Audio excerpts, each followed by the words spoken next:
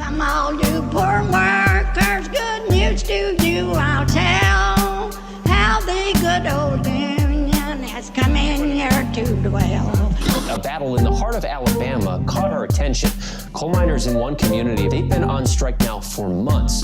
Working as long as 12 hours a day, 7 days a week, in some of the most dangerous conditions. I really think that the labor movement is the single greatest force for democracy in the history of the United States.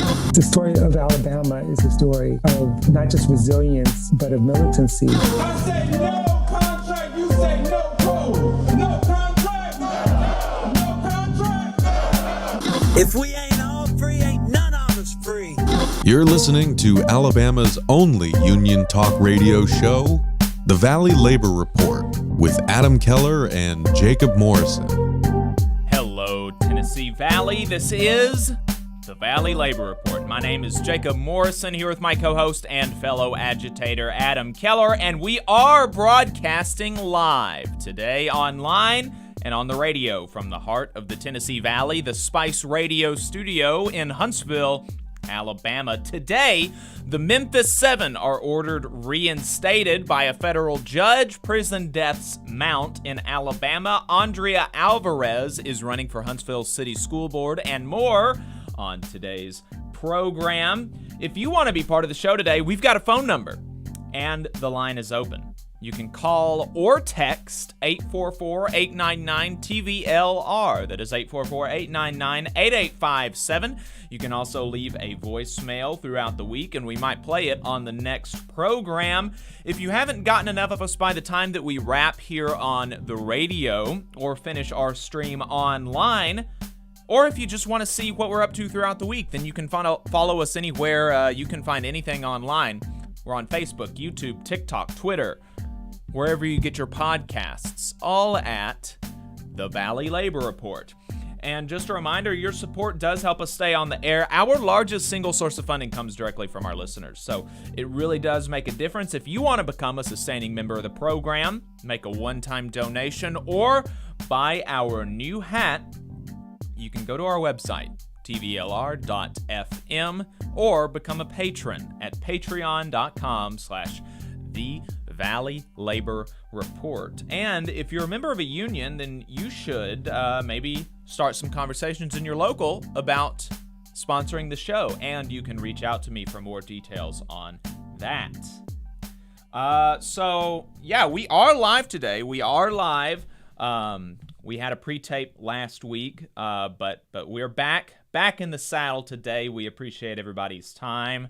And we're just going to jump right into Last Week in Southern Labor. Last Week in Southern Labor is a segment that we do mostly every week where we talk about what happened in the labor movement in the South in the last week. We pull the information from Jonah Furman's newsletter with his permission, Who Gets the Bird?, which compiles this information for the entire United States. So if you want to see what's going on outside of the South, then you should definitely subscribe to his newsletter. It is Who Gets the Bird at whogetsthebird.substack.com. And with that, let's jump into new organizing for the weeks of July 23rd through August 13th, with the caveat that because this is a bigger roundup than normal, the NLRB filings under 10 workers have been left out. A whopping 221 coffee shop workers for local chain Hein Brothers in Louisville, Kentucky are unionizing with 32BJ SEIU. That is an enormous amount of coffee workers for a local chain. So really excited to see that campaign beginning. 115 transit workers for a subcontractor in Norfolk and Newport News, Virginia, are organizing with ATU Local 1177. At least 89 food service workers at local chain operator Via 313 in Austin, Texas, are forming an independent union, Restaurant Workers United. 16 more workers at Texas chain Tiff's Treats in San Antonio, Texas, are unionizing as well. And continuing on in Texas, 81 workers for Republic Wine and Liquor Distributors are unionizing in Houston with Teamsters Local 988. In the past 3 weeks, 77 Starbucks workers at 4 stores, including one in Denison, Texas, have filed for elections with Workers United. And just some background on that, because that is pretty slow for the Starbucks Workers Campaign in terms of new filings, even though it's a lot, in the broader context of the last 20 years or so. The company declared a month or so ago that August 1st is the cutoff for any non-union stores to get a raise and other benefit increases on the condition that they hadn't unionized at that point. So that's totally illegal. It is illegal to offer benefits or punishment for unionization or for not unionizing. That's definitely illegal, but the system is broken in America, and so bosses can do a lot of things that are illegal. And so it's possible that we see the pace of election filings pick back up once the non-union stores are granted those equal benefits at the end of the month, which is which is rational, right? Many workers are naturally going to want to lock in those gains before resuming boat rocking. 26 workers for Southern Company Gas in Atlanta are joining IBEW Local 1997, and 20 warehouse workers for Capstone Logistics in Medley, Florida are unionizing with Teamsters Local 769. In wins and losses, 502 workers at 18 stores voted to unionize with Workers United at 14 of those shops, for a combined margin of 183 to 84. The past 3 weeks, unfortunately, brings us no new shops in the South, though, with the only group of Starbucks workers down south that voted lost their election, losing their union vote in Smyrna, Tennessee.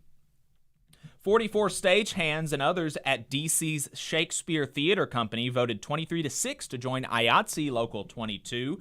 16 more tree trimmers voted to join the IBEW, this time at Wright Tree Service in Lexington, Kentucky, joining IBEW Local 369 with a vote of 7-2.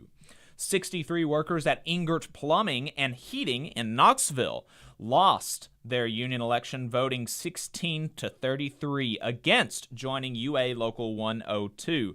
And finally, 22 workers who make wires lost their union bid with IBEW Local 666 10-11 at REA Magnet Wire Company in Ashland, Virginia. In strikes and bargaining, Hillsborough County, Florida, teachers are at an impasse with the district. In higher education, hundreds of staff at D.C.'s American University are counting down the days until they go on strike with SEIU Local 500. Starbucks workers struck at several places across the country, including in Jacksonville, Florida, Richmond, Virginia, and Anderson, South Carolina, where, get this, the company has charged the workers with kidnapping for doing a march on the boss, and is barring all of those workers who were involved in the march on the boss from entering any Starbucks anywhere, even as a customer. Oof, that is so wild. It is wild, especially considering that there is video and audio of the incident where they are alleged of kidnapping their boss, where it is clear, absolutely incontrovertibly clear, that they did not kidnap their boss. It's wild. Totally wild. UPS Teamsters have launched their contract campaign in earnest, with less than a year until the contract expires, starting with a focus on atrociously hot working conditions. That issue coincides with rallies across the country as the clock starts ticking with a hard deadline of August 1st, 2023. New Teamsters President Sean O'Brien said, "We will not extend negotiations by a single day. We'll either have a signed agreement on that day or be hitting the pavement." He also met with the Pope last week. Oh, wow. Yeah. Outside of UPS, the Teamsters have a much quieter fight brewing at Costco, where 17,000 workers rejected a contract and are moving towards a national work stoppage, though that really just means East and West Coast Costco's, where the Teamsters have members, which is primarily, if not exclusively, through mergers and buyouts. Outside of D.C., the largest local of the Amalgamated Transit Union, ATU Local 689, held a 9-day strike against mega contractor Transdev, which operates the metro area's paratransit services. In Louisville, Kentucky, workers with ATU Local 1447 have been holding informational pickets and rallies over workplace safety and ongoing contract negotiations. Biden's emergency board on the railroad disputes issued its recommendations for a settlement on Tuesday, which proposes reasonable wage gains as far as I can tell, but does literally nothing to address the understaffing and sick leave, leaving railroad workers in America with 0 sick days. Very frustrating. I wouldn't say disappointing because that implies that I expected better. But very, very frustrating to see those recommendations come out because, this is one of those opportunities where Biden can live up to the hype, right? Yeah. He's been hyped as the most pro-union president in our lifetimes.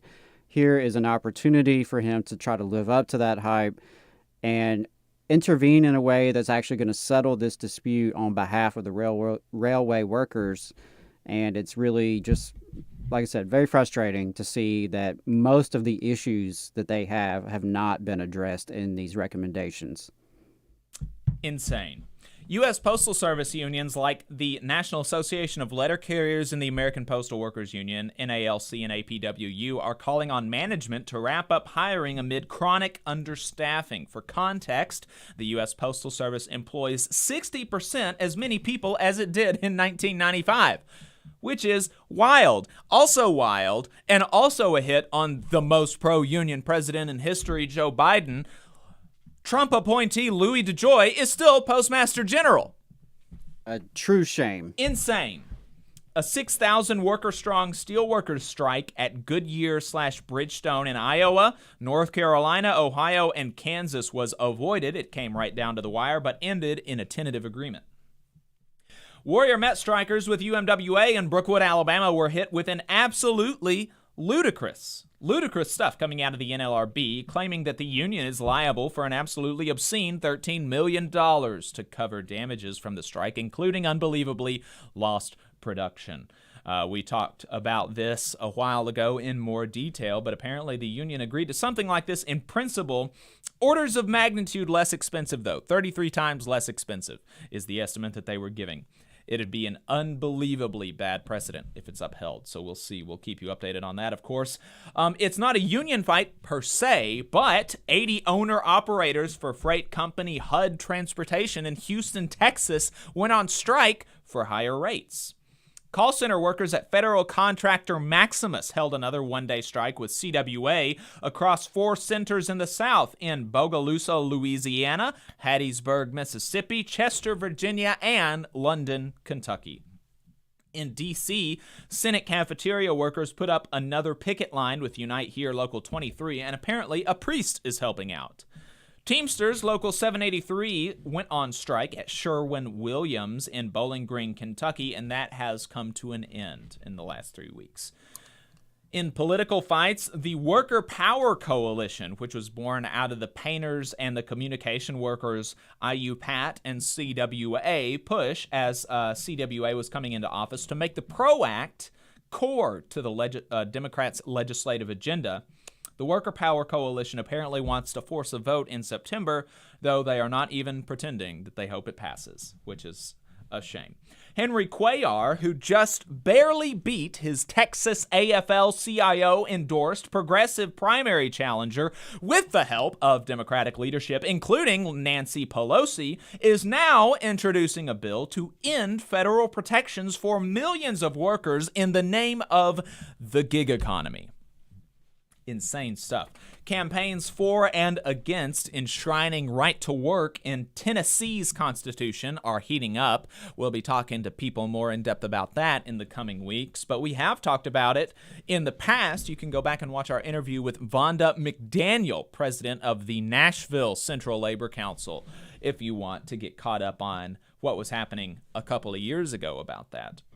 And finally, in internal union politics, it's summer, so it is union convention season, with the steelworkers, the letter carriers, and RWDSU holding their conventions in the past few weeks. Lots of stuff, some of it good, some of it not good. But moving on from that, we do have some really, really good news out of Tennessee. Y'all will remember us talking about and talking to some of those baristas, the 7 Memphis baristas who were fired a while back, clearly in retaliation for their union support. Well, the NLRB sought a 10J injunction, which is the quickest way that the NLRB has to remedy workplace retaliation. And that's immediate temporary relief if there is reasonable cause to believe the firings are retaliatory, while a fuller case works its way through the courts. The immediate relief being reinstatement in the case of fired employees. Well, last week, a federal judge in Tennessee granted this relief to the workers, saying that Starbucks has 5 days to reinstate the 7 employees. This is definitely good to see, but it is taking far too long. This is, I told y'all, the 10J injunction is the immediate, super quick, speedy way to get this fixed. And we are, how long ago was it that these folks were fired? 4 months? 5 months? Insane. And obviously, the workers testified in the hearings with the federal judge that support for the union was really diminished by this campaign, or by this retaliation against these workers by the company. One of the workers who remained in the shop testified that immediately following the firings, people stopped wearing their union pins in the shop for fear of retaliation themselves. People also stopped talking to folks about the union, unless there was one guy who said, I didn't talk to anybody else until after the election about the union unless I knew for sure that they were a union supporter. And that is exactly the purpose of doing stuff like that, and that was the result. And also, one of the Memphis 7 mentioned that they won their election. The store still won the election, but they mentioned in these hearings that they remain the only union Starbucks location in Memphis. Almost certainly because of this kind of thing, right? So Starbucks says they disagree, of course, and they're going to appeal. We'll see if the appeal is heard. The ruling is out there from Judge Lippman, and I read some of it last night, and it's really methodical. It really goes line by line, so to speak, explaining the law, explaining each side's case, and explaining why the workers' case is stronger. So it seems to me hearing an appeal on this would be strange, but never underestimate the U.S. court's willingness to pummel workers. So we'll see. We'll keep you updated on that for sure. This is a big win for the Starbucks workers' legal case, though, and a big morale boost. Like I said earlier, the Memphis 7 noted how they are still the only store in Memphis to have unionized, which has to be, at least in part, because of these retaliatory and illegal firings. If they're able to go back into work, they posit, it will help make other workers feel more secure in what are supposed to be their federally protected right to organize, their constitutionally protected right to associate, to freely assemble, to freely associate. And this is also a helpful sign for the more than 70 workers across the country who have been fired in retaliation, including 2 in Scottsboro, right down the road. And they are on strike today because they have not been reinstated yet. This ruling was issued about 3 days ago, I believe. The ruling was issued something like 3 days ago. They haven't been reinstated yet. So the workers that are left went out on strike in support of the Memphis 7, the folks who were fired, and to try to make the company follow the law. Law and order unionism. That's what we're going to call it. Yeah, I mean, we have a crime wave happening across this country in Starbucks after Starbucks, and it's coming from their corporate headquarters. It's coming from their CEO, Howard Schultz, and it's coming from the various layers of management and union-busting attorneys that they've hired. And, I'd like to see something done about it. Mm-hmm. The TV people love to get us riled up about crime waves. Here's a crime wave. Yep. Exactly. Let's hit another quick story before we go to a break. The union representing workers at NBC News announced on Twitter a few days ago that they won $200,000 in back pay for their members. That's really exciting. The issue stemmed from NBC unilaterally reducing salaries without bargaining with the union. They had a union contract, and NBC unilaterally reduced salaries. We know here that if you get a contract, if you have a union contract, you can't do that. The boss can't unilaterally change your salary without bargaining with you. So after 2 years of delays and appeals by the company, they were ordered to give the workers the back pay that they were owed and put up a notice saying that they won't break the law again, speaking of a crime wave.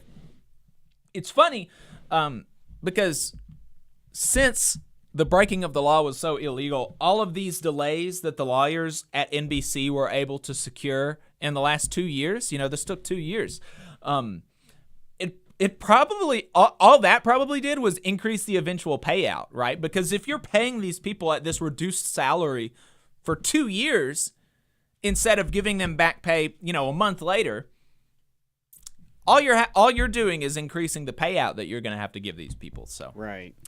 Whereas you could have just, followed the law and Done the right thing, maybe negotiated a salary reduction if that was in order, if the finances demanded it or whatever. People are reasonable. Workers are reasonable, and workers understand. Like if you show us the books and you show us a willingness to tighten up your belt as well. Like if there's really a pinch at NBC, and maybe some of the executives are willing to take a pay cut as well, I imagine that plenty of the workers would be willing to sacrifice themselves. At least talk about it. But that's not what NBC wanted to do. They broke the law, and now they had to pay. This really speaks to the importance of having a union contract and the say that it gives you over your workplace. I was talking to somebody the other day, about the Starfinder or Path Star something. There's like some role-playing tabletop RPG game where workers there unionized recently. Yeah, I heard about that. Yeah, and this guy's a big, he's a big kind of D&D guy. And I told him about that, and he was like, "Oh, that's interesting. I wouldn't have thought that would be an industry where you would need to unionize, where conditions were bad." I've heard horror stories, he said, about the video game industry and the crunch that they call it before the release. But I didn't realize that there were issues, and I was like, well, to be honest, I can't recall. I couldn't recall at that time I was having this conversation, and I'm not sure now any specific. What the issues were, or even if there was any specific issue. But even if and this is something that I always say, even if your workplace is great, even if you've got a great workplace, you love your boss, you think you get paid enough, you think your benefits are fine, unionizing and locking that in a contract is still good. And in fact, if the best time to unionize is when you've got a good boss, if such a thing were to exist. That would be the best time to unionize. If you've got a good boss who's paying you well, you've got a good relationship with, and he's not going to, try to, or she's not going to try to break the law to try to destroy your union or try to, emaciate you, pummel you into poverty, stuff like that. That would be a great time to unionize and just lock that in because why? Well, that person might have a heart attack tomorrow, and you're going to have another boss. And there's no reason to believe that the next boss is going to be as good as this one. And also, who knows, they could have a stroke and become a totally different person the next day, right?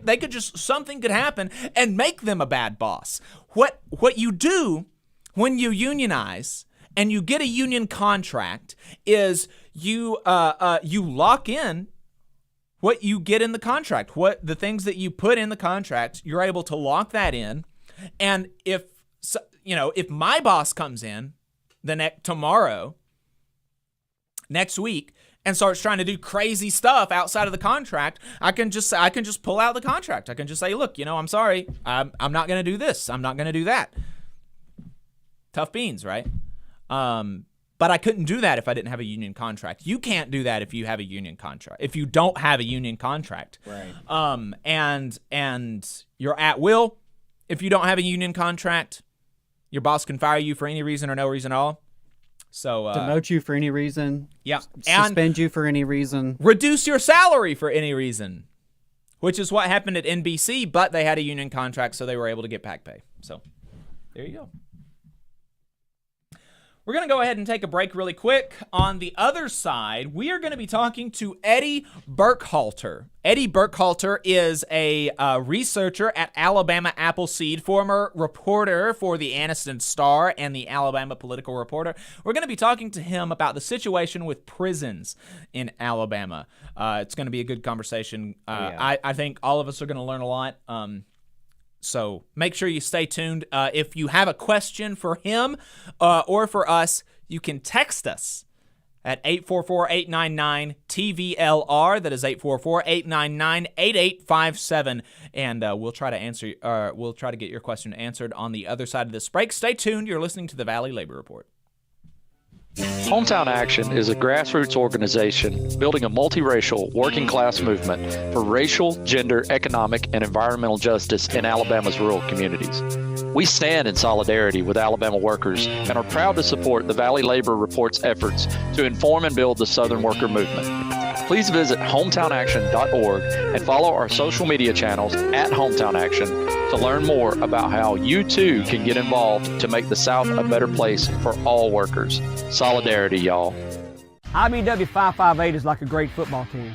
You've got to have the aptitude, skills, and knowledge to outperform the competition. If you're a non-union electrician, now is the perfect time to get off the sideline and join our team. We have the absolute best wages and benefit package in North Alabama and Southern Tennessee. It's because our team stands together, bargains together, and our families benefit from it. With immediate openings, you have the opportunity to see why the IBW is the right choice. Energy Alabama is a locally operated and membership-based nonprofit organization focused on advancing Alabama's clean energy future through education and advocacy. Many people in charge of infrastructure and building decisions simply don't know about how viable clean and renewable energy is. To that end, Energy Alabama has provided instruction to more than thousands of adults and tens of thousands of K-12 students across the state. We're working hard to build careers in clean energy and help everyday Alabamians save money on their utility bills. Learn more about our work and how you can join us at energyalabama.org.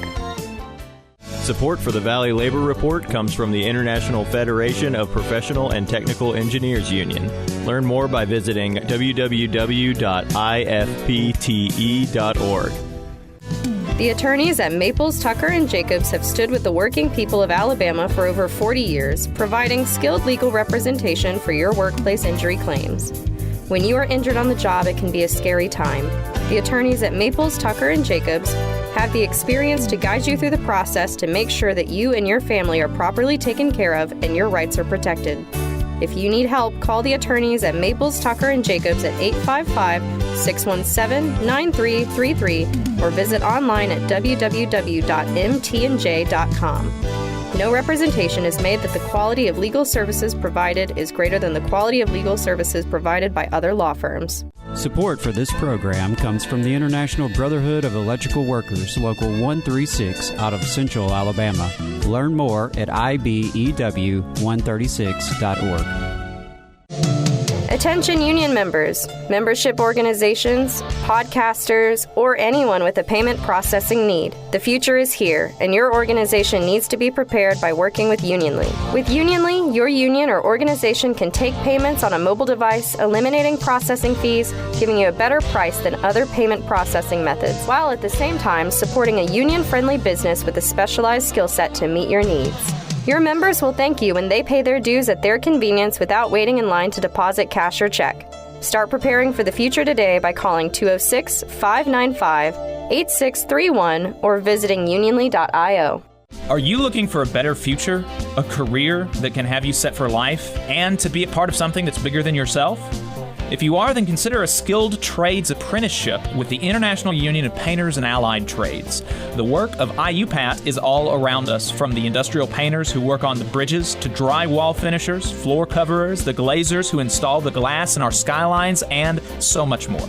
With an IUPAT apprenticeship, you earn while you learn and receive benefits while learning the trade, including a pension.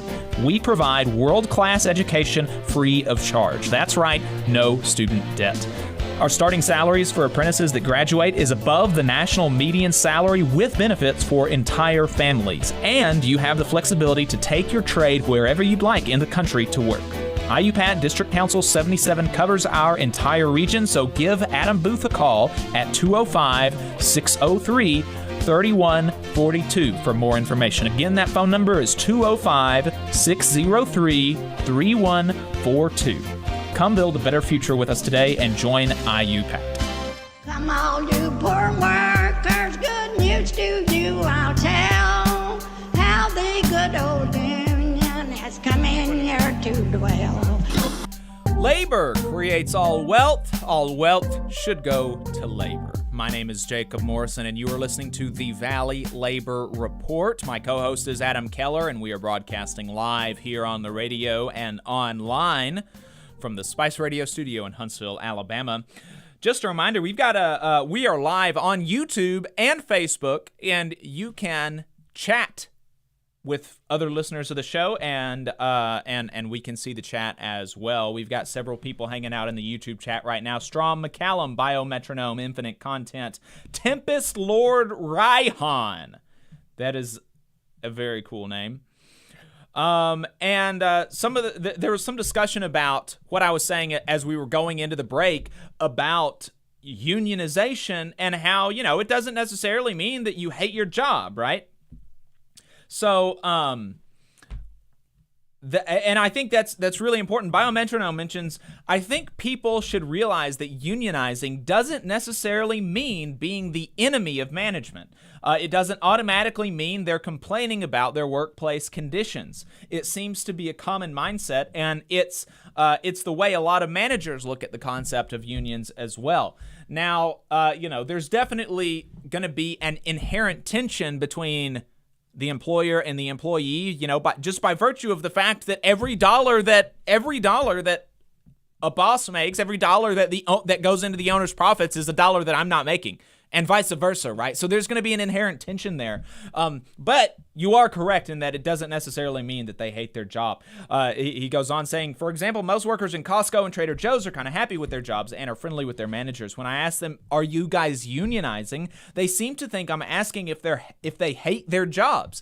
And that's just, and that's totally correct. In fact, some of the Starbucks folks that we've talked to from Alabama have a similar take in that I don't hate my job necessarily. I think, I get paid maybe more than some people do, but I see all the money that's going through my store, and I know who's responsible for that. Who's responsible for that happening? And it's me. It's me. It's me and my coworkers. It's not the boss over in Seattle, right? And so I should get more of the money that we're creating for this company.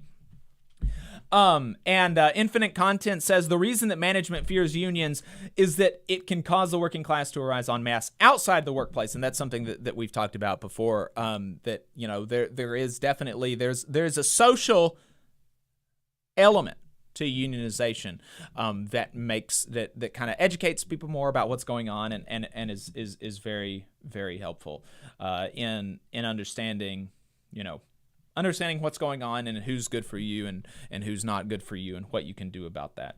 So, yeah. Let's go ahead and get to our guest, Eddie Burkhalter. Eddie Burkhalter is a former reporter for the Anniston Star and the Alabama Political Reporter. He's now a researcher for Alabama Appleseed. Eddie, thanks for taking the time to talk to us. I really appreciate it.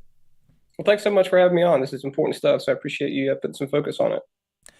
Yes, I think it is. It's very important. And you're pretty focused on prisons in Alabama, and I had a couple of different topics that I wanted to touch on with the prison system. And both of them are really pretty gross, but I think we can hit the worst first, I guess. And that's the issues around deaths in Alabama's prisons. And it caught my eye because it seemed like for a while, almost every other day, you were tweeting the name of somebody else who had died. And so and so died at such and such prison, and we got this tweet from a D Stroud. And when I asked you originally to come on, I hadn't seen this tweet, and I thought it was definitely super important, but I was wondering if maybe just the fact of people dying was catching my eye more than maybe it was, maybe I was kind of exaggerating it in my mind because it's so horrifying. But I saw this tweet that said 19 people died in Alabama prisons in July. So it actually would have been, if you were tweeting out every death, it would have been something more than every other day, which is really, really, really bad. So what in the world is going on to make that happen? Yeah, so that tweet, Stroud, those numbers he got from an investigative reporter, he does a really good job of tracking prison deaths. And I'll tell you some more of those numbers. She reports that in 2020, there were 10 confirmed drug-related deaths. The following year, there were 21. This year alone already, we've seen about 26. So it's drugs. I mean, really, there's so much drugs in our prisons. It's coming in unabated. And these overdoses are just stacking up.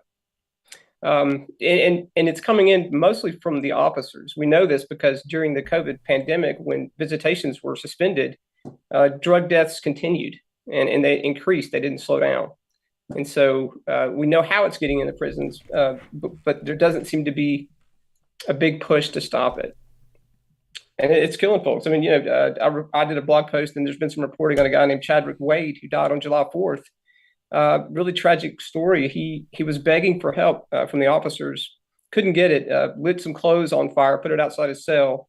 There's some video footage of that that I've seen. Didn't get the help, told another incarcerated person that he was just going to kill himself. He was going to get some fentanyl ordered to his cell, which he did in a segregation cell, we think, and he overdosed. So it's tragic. There seems to be a lack of hope in our prisons, and it's really tragic. How is it that nobody is being disciplined or fired for this kind of stuff? You're saying it's coming in through the officers, and presumably, if you know this, then the Department of Corrections is aware of this issue. Yeah, they are, and the Department of Justice is aware too. They mentioned this specifically in a report that they did prior to suing the state. And there have been some arrests. There have been a few. But they're not catching it, obviously. They're not catching it all. The officers I spoke to a current officer a couple days ago, and she told me, look, I haven't been searched coming into work in over a year. And her previous prison, while they did search, the officers who are bringing in know how to get around that. And so, it's a multifaceted problem. You have prisons that are overpopulated. You have prisons that are woefully understaffed. Guards are working extremely long hours, overtime, 50 hours a week. I mean, they're just, there are videos of officers asleep in their cubicles, several different officers, different instances. So, there hasn't been a political will to deal with this. This is a tough on crime state, right? We have that mentality, but these are human beings. These are brothers and sisters, people, fathers. I mean, we just don't treat them like humans. I'm so sick of talking to mothers like Chadwick's mother this past week. I know I'll talk to another mothers, I'm sure, next week. It just never ends. You said that, we're a tough on crime state, but if you listen to, maybe some other people on WVNN in Huntsville, you wouldn't know that. For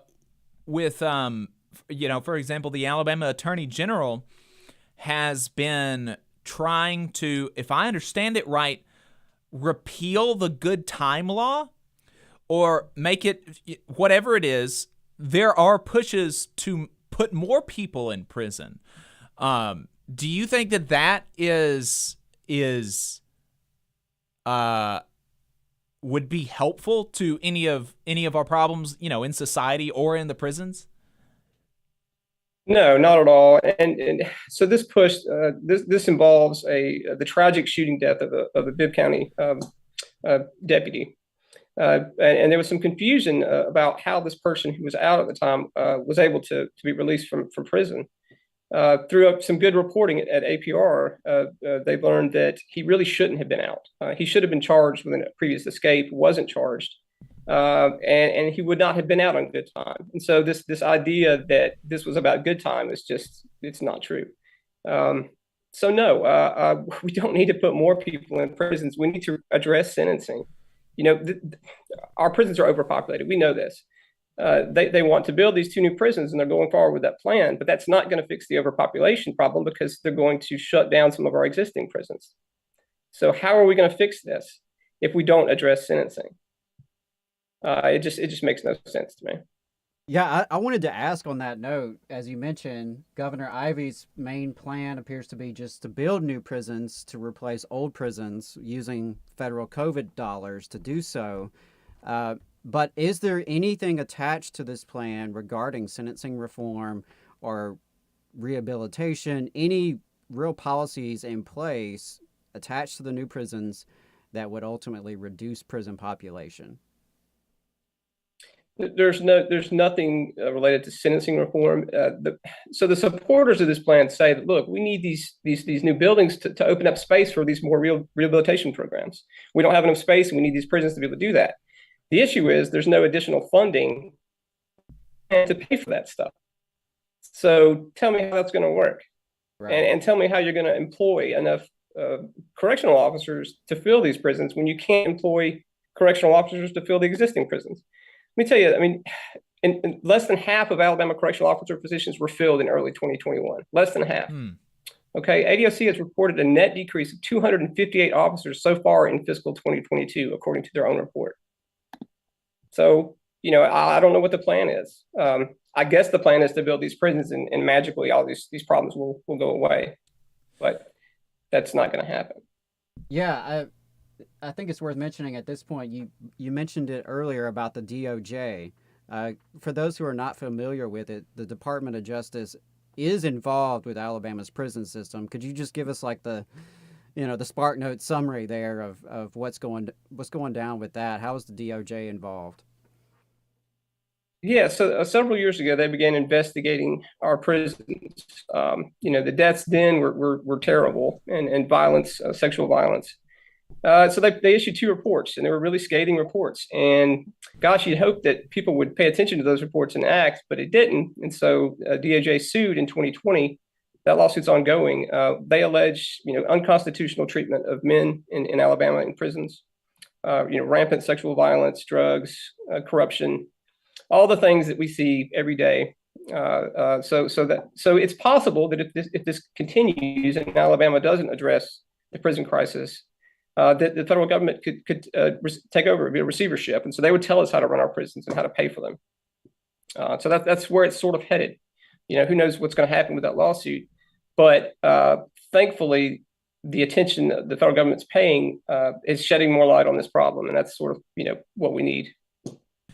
You mentioned that we're not treating these people well, and I think that so many of these deaths are happening with drugs. I think that's one aspect of it. But in general, even though, just factually speaking, we are a quote tough on crime state, whatever that means in the public consciousness, and even though that's the case, the vast majority of our prison population will be out of prison at some point. How are our prisons preparing the population to re-enter society? That's a great point. I'm glad you brought that up. So that's exactly right. 95, 96% of people that are in our prisons are going to be released at some point if they survive them. And so what do we want them to look like when they come in our communities? Right. Do we want them to be addicted to new drugs? Do we want them to not have had any kind of treatment? Do we want them to have services to help them reintegrate into society? That stuff we need to focus on. Those are the things that can help fix this problem. That helps recidivism too, right? If you get people treatment, they don't go back as much. We know that. Statistics show that. So this focus on just building new prisons, it leaves out all that other stuff that we know works, right? The Department of Justice said in the lawsuit, these new prisons alone are not going to fix it. I mean, that's in the suit. So I wish folks would pay more attention to that and really focus on these other areas. So I'm glad you brought that up. Yeah, because it's so important, because people like me who think that incarceration is playing too large of a role in society. I'm accused of being a utopian pie in the sky, bleeding heart liberal or something like that, and that I don't care about the victims or whatever. But the fact of the matter is that 95% of these people, like you said, are going to be out on the streets again, and that's the way that people want it. Nobody thinks you should get life in prison. Nobody thinks that these people who are by and large, not literally murdering people, nobody thinks they should be locked away for life. Even if you hurt someone, even if you're convicted of violent assault, right? Nobody thinks that should be a life sentence. And so the question then is, okay, we know for a fact they're going to be out. How can we make sure that when they come out, they're not worse than they came in? And that question is just not being answered by the prisons in Alabama. Yeah, that's a great point. And we're not doing justice to the victims, right? If we're not treating this problem and trying to solve the problem, these folks get out, we're not doing justice to the victims. It's an unjust system all around. Somebody asked in the chat about the role that private prisons play in Alabama, and I think my understanding is that private prisons are not a player in Alabama, that we do not have private prisons, but a lot of the amenities that prisons do have in Alabama, like the calls and stuff like that, those are contracted out, but the prisons themselves are publicly run. That's correct, isn't it?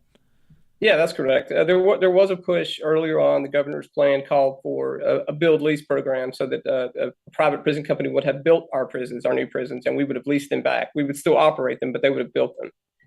So that fell through for several reasons. And so now we're just going to build them with our own money, and we've got these plans in place. But yeah, there are contractors obviously who provide healthcare, communications, security systems, things like that, and they're going to make a ton of money with these new prisons. I mean, that's just folks are going to make a lot of money with these new prisons, and it's those contractors, those architects, planners, developers. Yeah, there's a lot of money to be made in prison construction. Right. So we had somebody else ask in the chat, and I brought this up to you yesterday when we were talking about your appearance, the botched execution last week. Can you talk to us about what happened there? Yeah, so I don't. All I know is what I've read. I did have a couple of friends that covered that execution, but from what we know and the reporting that's been done prior or post execution is that for 2.5 hours, something was going on. It was delayed by 2.5 hours. The reporting and an independent autopsy shows that he apparently was struggling so bad against those straps on his sleeve that he cut into his arms. There were incision marks in the corner of his elbow that looks like they tried to access a vein. He may have moved and it ripped open a bit. It looks to be pretty severe. We don't know. My friends who covered it said that he looked unconscious when they brought him out. There was no indication that he was conscious, but ADOC says, well, he wasn't sedated. So we don't really know what happened in those 2.5 hours, and we won't know for some time because the state's autopsy won't be made public until after a grand jury hears it, and that could take apparently several months to make sure that the cause of death was, the execution. So yeah, there's some secrecy behind that, but that has been ADOC's modus for a while. They don't like transparency. They fight against it quite a bit. So it doesn't surprise me that this happened. It's terrible. We still don't really know, and I'm sure we'll find out more when that state autopsy report is released. Can you speak to the broader issue of their transparency, of the lack of transparency among the Department of Corrections and the effect that has on folks like folks like you who are trying to figure out what's going on in the prisons, and then on the public who, by virtue of that secrecy and the fact that folks like you have a difficult time understanding what's going on in there, that we don't know a lot of what's going on in the prisons. Yeah, and it's not just us; it's families of people that are incarcerated, right? People that die, they don't get much information at all, and they struggle with it. Every family member that I speak to struggles with that. They want to know what happened to their loved one, and they're not getting full answers.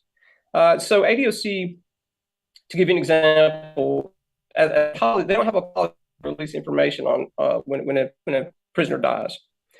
They do have a new quarterly report that releases some information that they have to publish, but they don't name the people, and it lags behind several months. And so we really don't have a clear picture, even on deaths. We rely on tips from other people inside and family members, and then we have to get it confirmed through ADOC. So it's like a game, and I've asked them before as a journalist, like, hey, why aren't we just making a policy where you release these names? Other states do it. And they're like, yeah, we're going to work on that. We're going to work on that policy. And then, nothing happened. And so we still have to rely on tips to get this information out. They know that their prison system is broken, right? They know that the Department of Justice is breathing down their necks. They don't want this information to get out. It makes them look bad. And so they fight against it. So it's unfortunate, because if they put as much effort into fixing the problem as to keeping reporters and others from learning about these things, we might get somewhere. But right. We've spent some time talking about the state of Alabama's prisons, and I think that is important because just for the fact that these are people in there, and they're I think most people's faith or lack of faith traditions are going to tell us that they're, our brothers and sisters, at least to a certain extent. And so we want to understand what we are doing to these people as a state, but also because our audience, just by the numbers, our audience, even on the conservative talk station that we go on, which is not our whole audience. Maybe it's something like, 30-40% of the total people that listen to this show. But even on that audience, even in that audience who's going to be disposed to tough on crime type stuff, I don't care what these prisoners go through. It's working class people, just by the numbers, that are going to be listening to this program, because the majority of people are working class. The majority of people have to work for a living. The majority of people are infinitely closer to being homeless than they are to being a millionaire or a billionaire. And working class folks that are not rich, are so much more likely to have to endure these conditions than a rich person.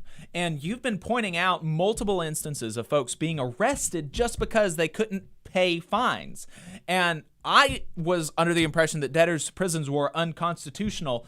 But from your reporting, it seems like to a certain extent they're alive and well in Alabama.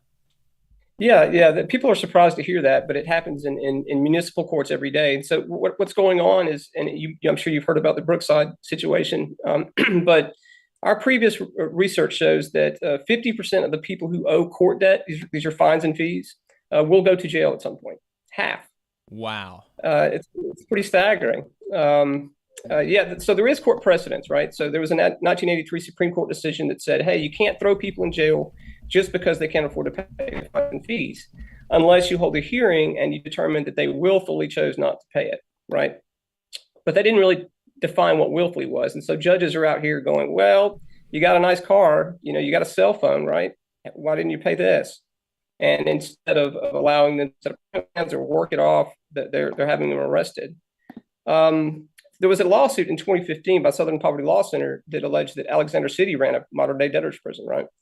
They were jailing folks, giving them $20 a day to pay off that debt. The city wasn't getting any of that money, right? They were paying to house them, to jail them. But the city eventually settled and agreed to pay $680,000 to like 190 people who they had arrested. And so at that point, some cities in Alabama was like, all right, well, let's pause. We can't keep doing this because it appears to be illegal, right?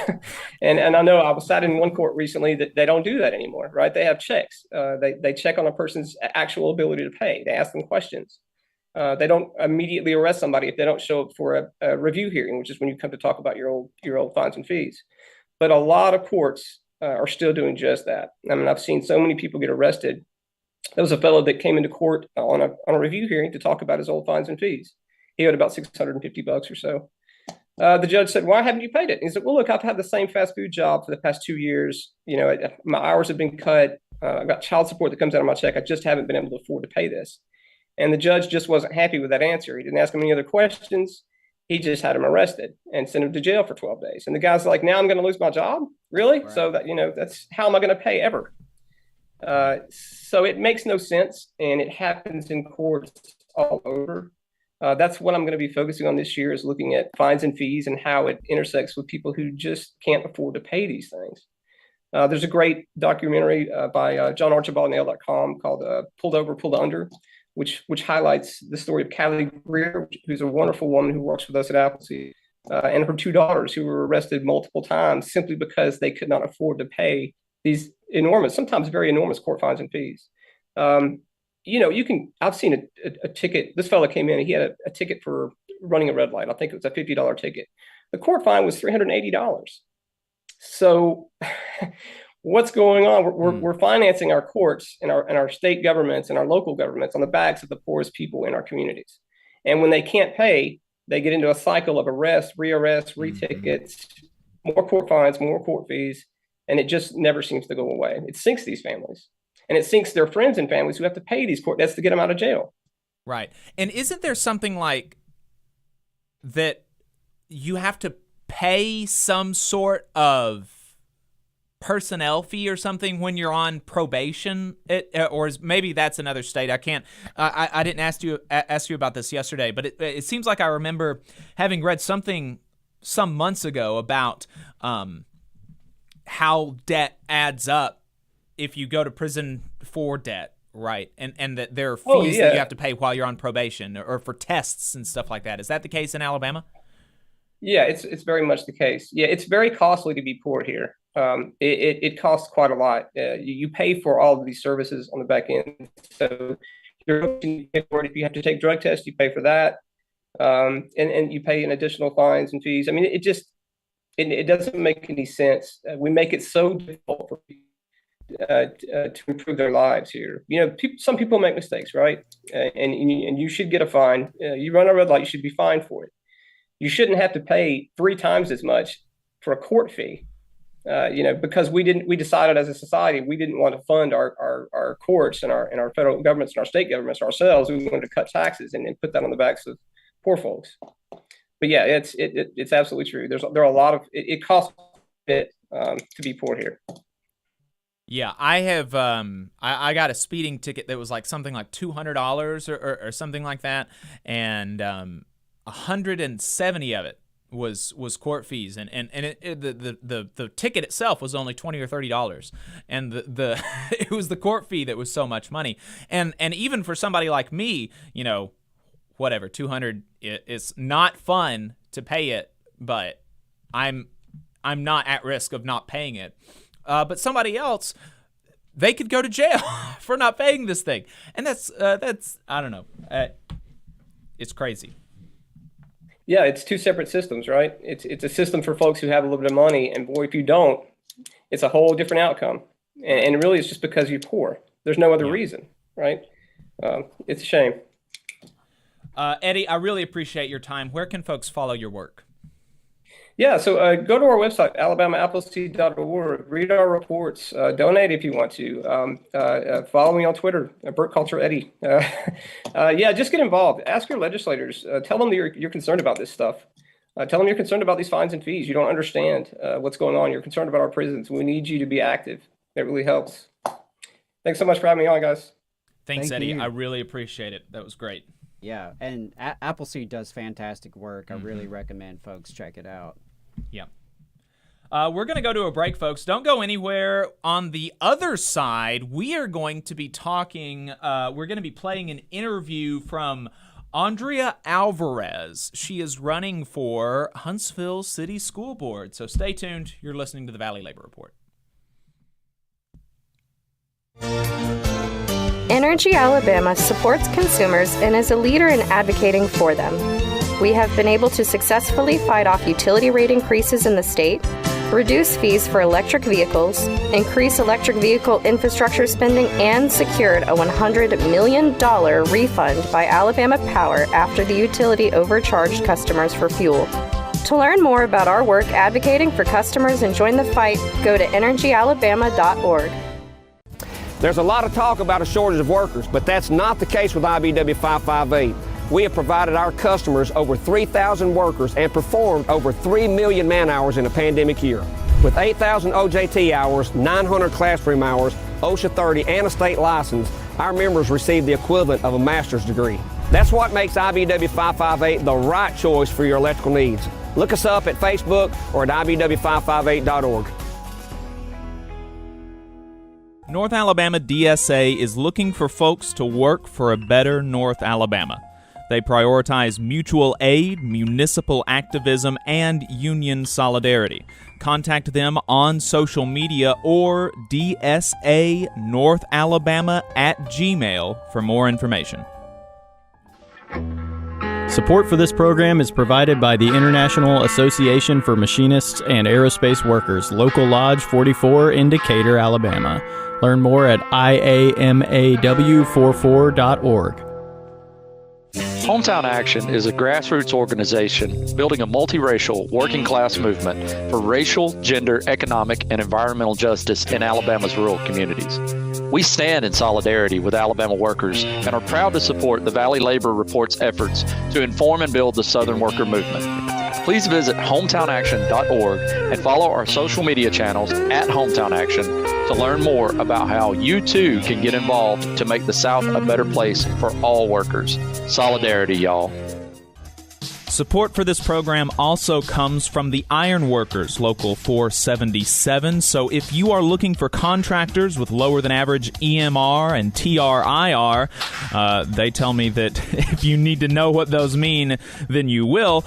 Or if you need to supplement a workforce at any level for any amount of time, short or long term, if you need iron workers that come trained and certified at no extra cost, or if you need workers from superintendent down to general laborer, and you're looking to start work on a project, or you're unhappy with your current contractor situation, you need to call my friend Jeb Miles with the Iron Workers Local 477. They only work with the best in the business, vetted contractors, and can do all kinds of jobs from roofing to steel and bridge erection, from welding to heavy rigging, from structural repairs to machinery alignment, and much more. They supply manpower on 4 of the 5 largest projects in North Alabama, so you know they're legit. If you need good quality, safe, efficient, diligent, and knowledgeable workers on your job, then you need the Iron Workers Local 477. Call Jeb Miles at 256-383-3334 or via email at local477@bellsouth.net, and make sure you tell them that you heard about them on the Valley Labor Report.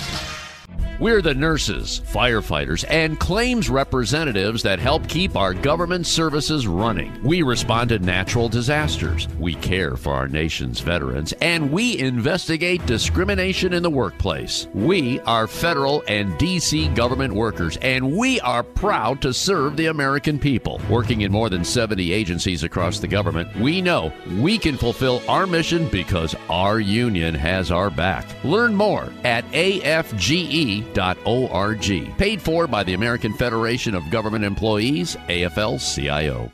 Support for this program also comes from the Mid-South Council of Retail, Wholesale, and Department Store Union. Learn more at rwdsu.info.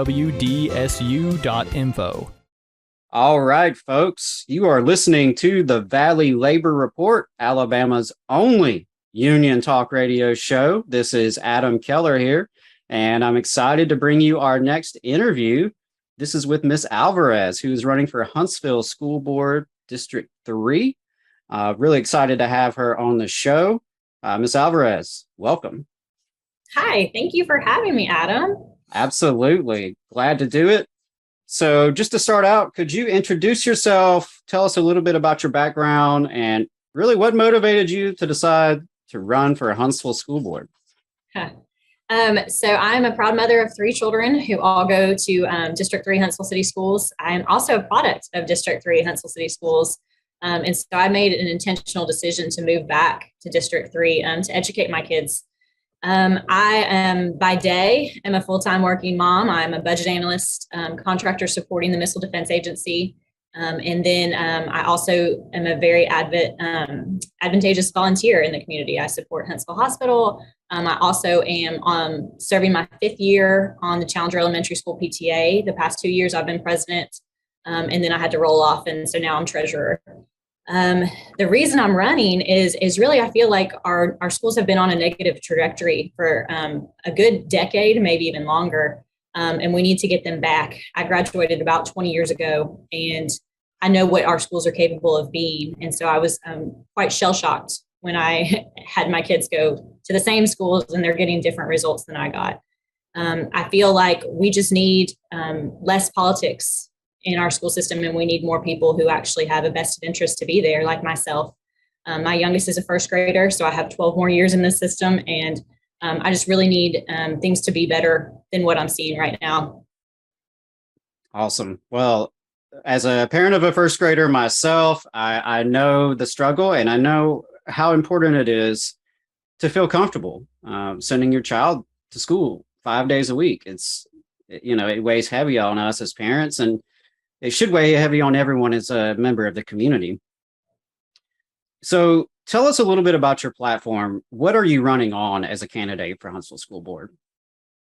So as president of the PTA, I'm in the school weekly, sometimes daily. I'm talking to the teachers, the counselors. I'm seeing how things are run. I'm seeing their lack of supplies. I'm seeing their lack of staffing. I'm seeing these issues firsthand.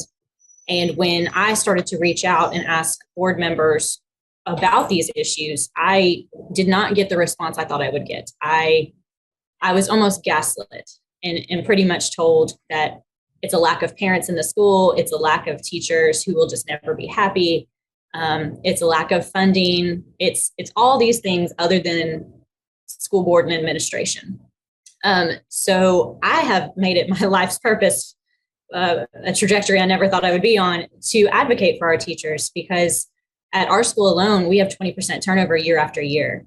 Huntsville City Schools has some of the lowest turnover for the first 3 years of teaching in the state. We're at 36% turnover when the state average is 50%.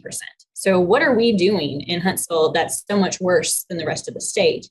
And when I talk to teachers, it is a morale issue. It is, they don't feel supported. It is, they say they need things and do not receive them. And so a primary component of my platform is listening to teachers and getting them what they need so that, 1, they stay, and 2, that they're effective. When we have new teachers every single year, and we're losing the history and we're losing those long-term teachers that have the skills that can't be taught in school, we are only hurting our children. Secondary, recruitment and retention. I feel in my industry, and of course I'm DOD, we have great benefits. We have lots of time off. We have lots of perks, and we don't have that for our teachers. They have requested more training. They feel like they're not adequate for their jobs every day. More time off, maternity leave, work-life balance. I mean, things that the whole world is going towards, except for the teaching industry. And so we in Huntsville, when we have the means and the people who can set up these types of strategies, we could actually increase recruitment and retention just by having the best benefits in the state. So I think we're going to do that. Thirdly, literacy. Our 3rd graders are not doing well. We are 76% proficient in literacy as a school-wide system, and the state average is 78%.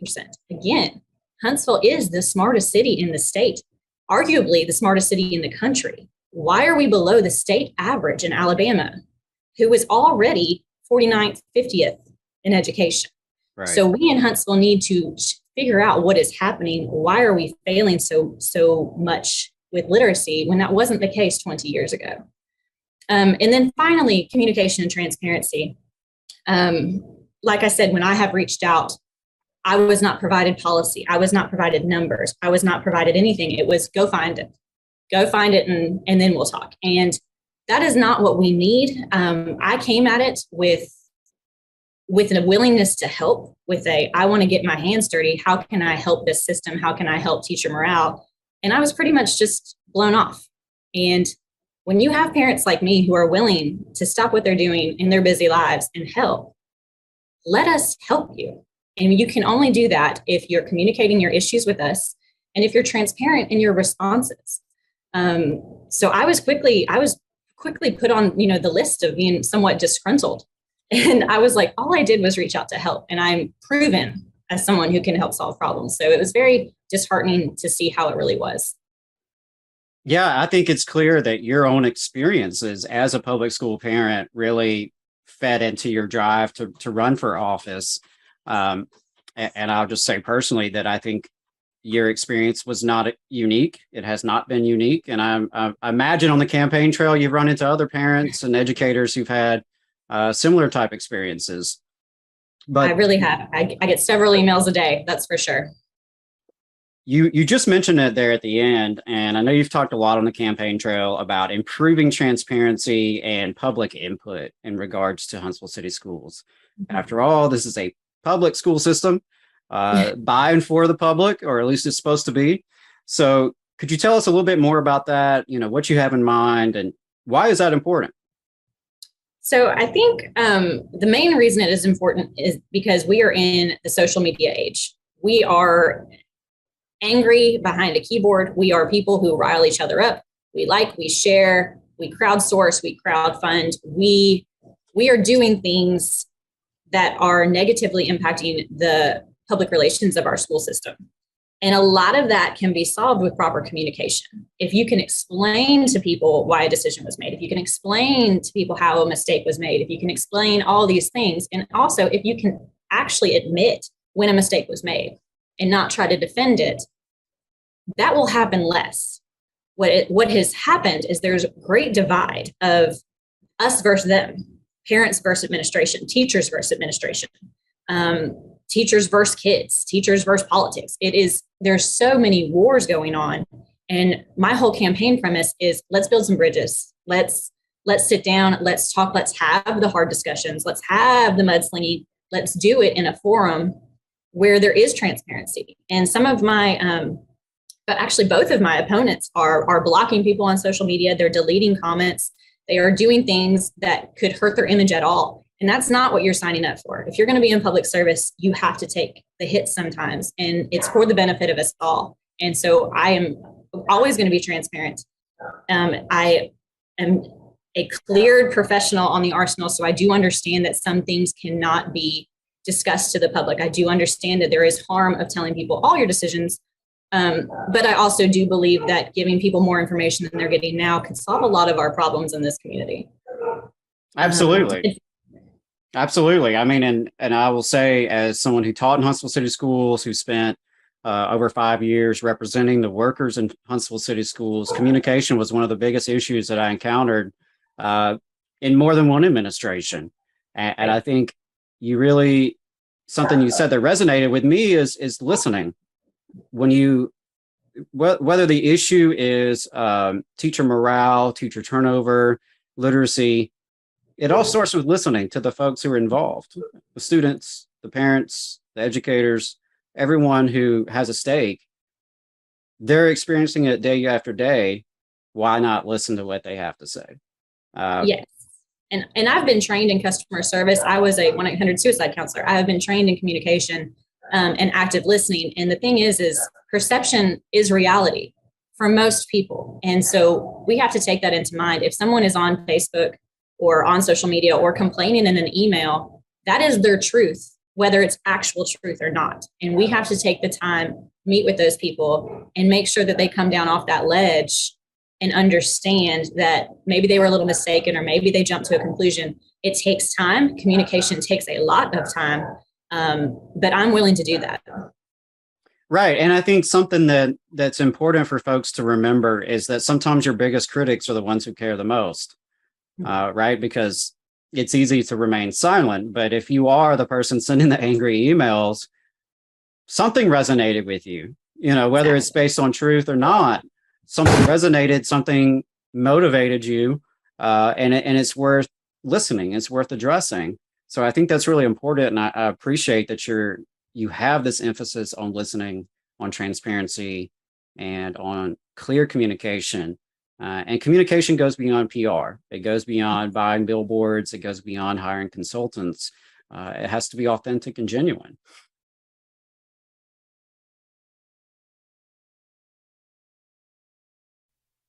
All right, folks, thanks for listening. That was just a snippet of our interview with Andrea Alvarez. We talked for over half an hour. If you want to see the full interview, check it out. It's already up on YouTube and on Facebook. We went into more detail about labor relations. After all, this is a labor radio show, and we're very proud of that. So we talked more in depth about labor relations, teacher turnover, public transparency, citizen comments at the school board meetings, privatization of our support staff and support services. So as well as more about the District 3, which is Southeast Huntsville, the Grissom High School area, Challenger, Mountain Gap, Weatherly, Chaffee, Farley, that neck of the woods. So don't forget, y'all, August 23rd, that is Tuesday. That is the local elections in the city of Huntsville. There will be 3 districts having ballots that day, 2, 3, and 4. For District 3, unfortunately, there is not a challenger to Jenny Robinson on the city council. So Ms. Alvarez will be the only, that race will be the only one on the ballot in District 3 for school board.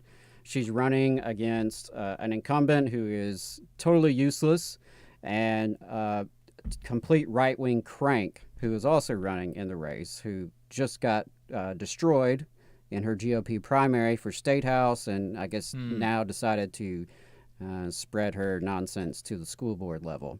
So y'all show up to vote. It's very important. There's some solid candidates for city council and school board, and there are some that are completely asinine. So it would be great to have a good turnout. Turnout will probably be very, very low. So if you're listening to this program and you could talk to like 2 people in your life, you could make a real difference. We'd be remiss as a union talk show if we didn't mention that workers at Huntsville Utilities are unionizing with friends of the show, the International Brotherhood of Electrical Workers. Hell yeah. Local 558. Love to see it. Love to see it. Details about the campaign have been pretty sparse. And at this time, all we can relay is what's been reported in the media, which doesn't really have much details about the specific issues that they want addressed, but said that they are looking for an MOU, a Memorandum of Understanding, which is something like a collective bargaining agreement.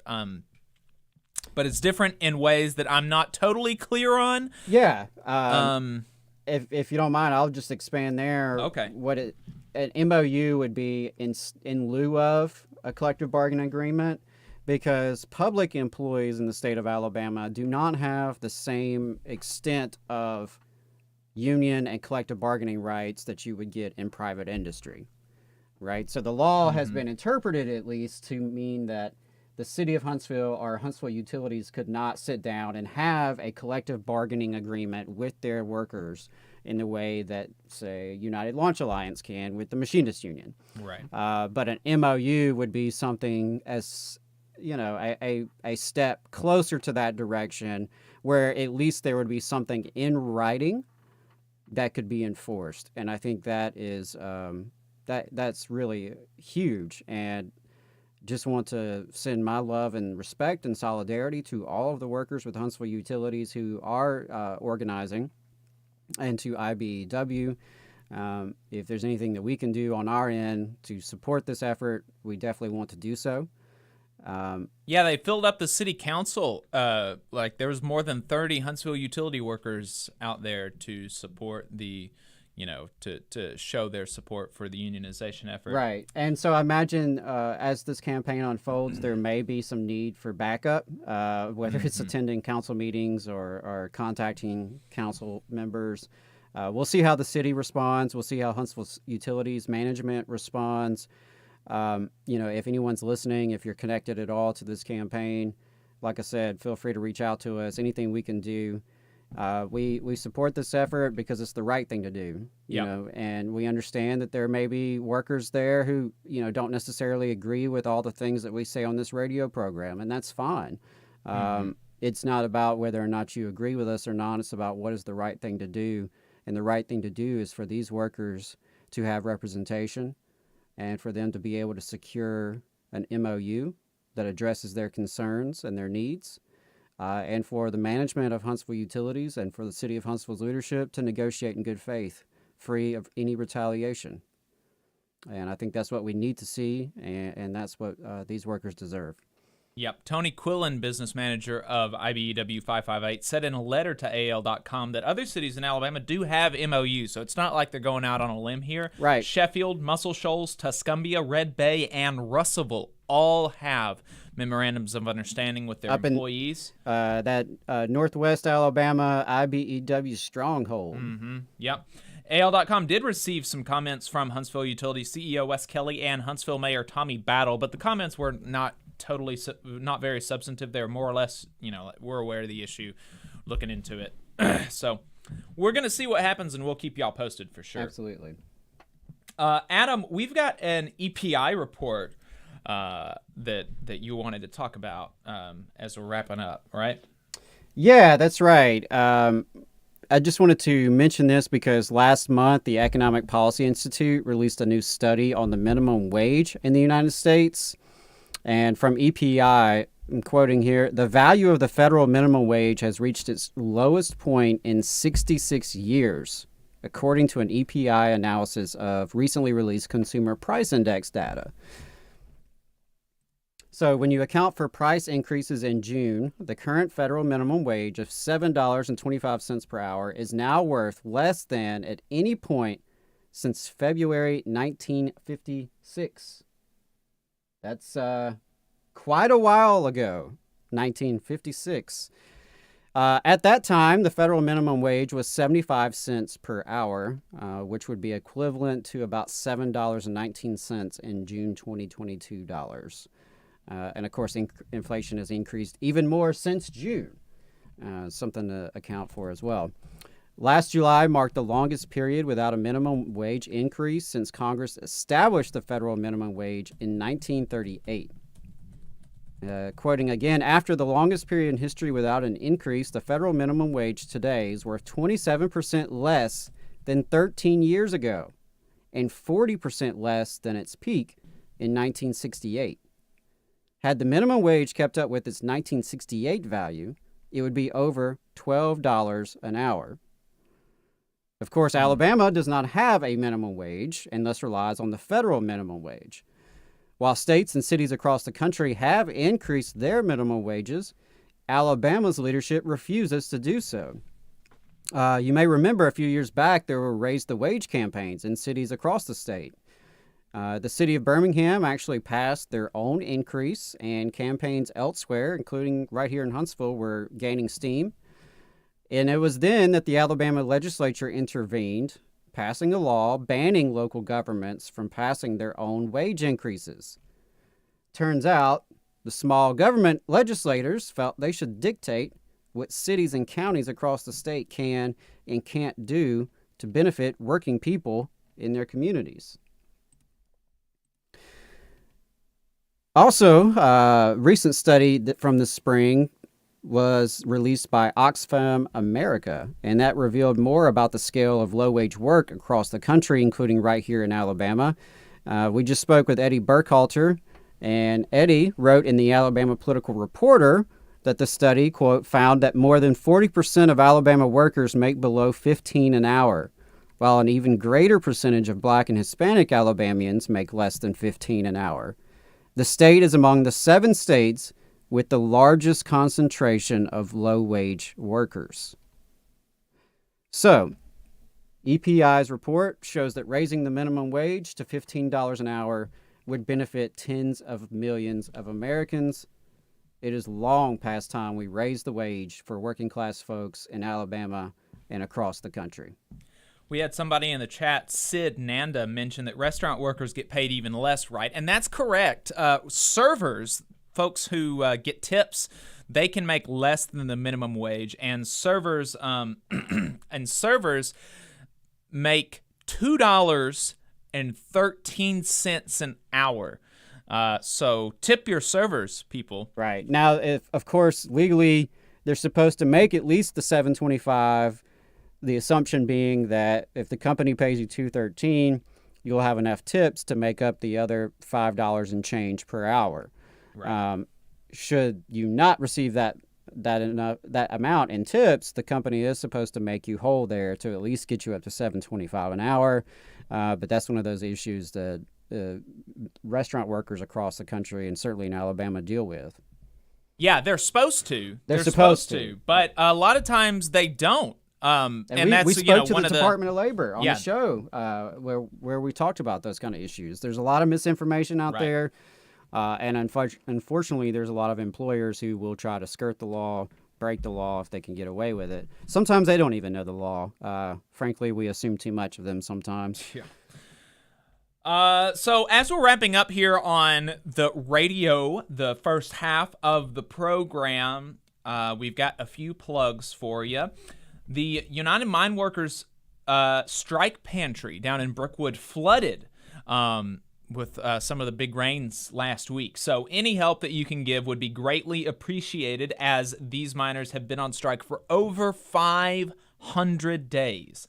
Over 500 days. That link is going to be paypal.me/UMWA strike pantry. paypal.me/UMWA strike pantry. One more reminder, the new album is out from Lee Baines and the Glory Fires. The album is called Old Town Folks and is through Don Giovanni Records. One of these days, here in the next month or so, we're definitely going to have to get Lee on the program to talk about that. And one more reminder that Tuesday, August 23rd, is the local election in Huntsville. Huntsville City Council and Board of Education seats for Districts 2, 3, and 4 will be on the ballot. Very important that we show up in this low turnout election. Labor Notes has a series of online trainings this month, including Meet Your Fellow Troublemakers, Investigating Grievances, Secrets of a Successful Organizer. So if you're looking for some fantastic labor training, go to labornotes.org and register. You'll get some really good information there. And speaking of Labor Notes, we are very excited about Labor Notes coming to Alabama and hosting Alabama's first Troublemakers School. It's going to be on Saturday, October 15th. Saturday, October 15th. So register now at labornotes.org. Put it on your calendar, y'all. Put it on your calendar. You go to labornotes.org, go to events, and register for the Alabama Troublemaker School. We're going to be coming out with speakers and panels and workshops here in the next month or so, but you want to go ahead and get your registration in. So you want to be there. Out. You want to be there. I'm going to be there. Adam's going to be there. Lots of folks are going to be there.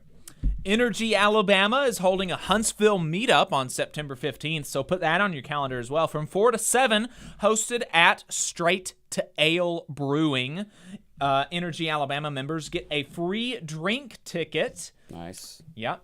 So leave us a voicemail at 844-899-TVLR. That is 844-899-8857. Find us online, where we are going into overtime.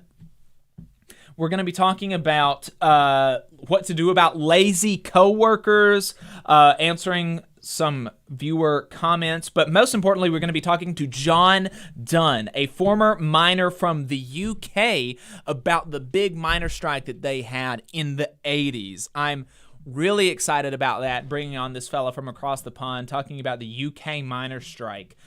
So find us online at the Valley Labor Report. See you soon. All right, folks. We are off the radio. You're still listening to the Valley Labor Report. Appreciate you sticking around. If you're still hearing my voice, appreciate it.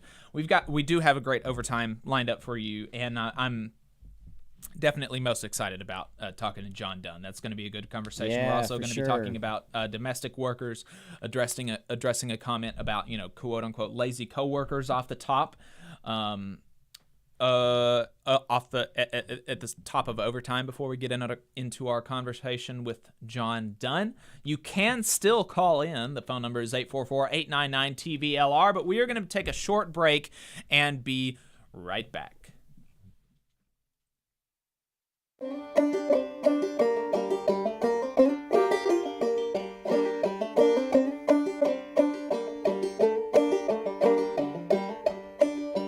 Come on, you poor workers, good news to you I'll tell. How the good old union has come in here to dwell.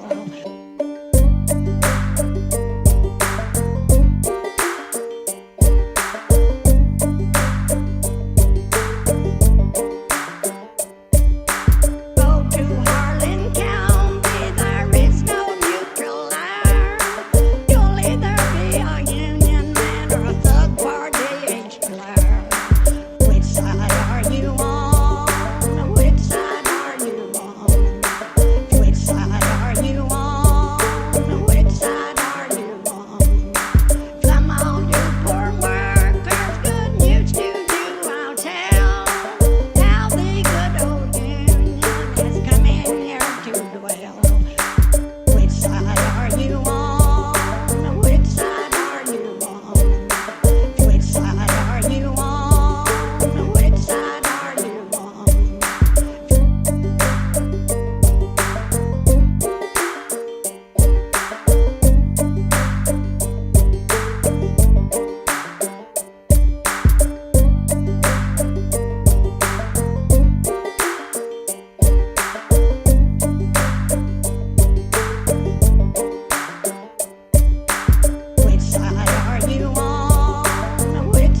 you on? Which side are you on? Which side are you on? Which side are you on? Which side are you on? Come on, you poor workers, good news to you I'll tell. How the good old union has come in here to dwell.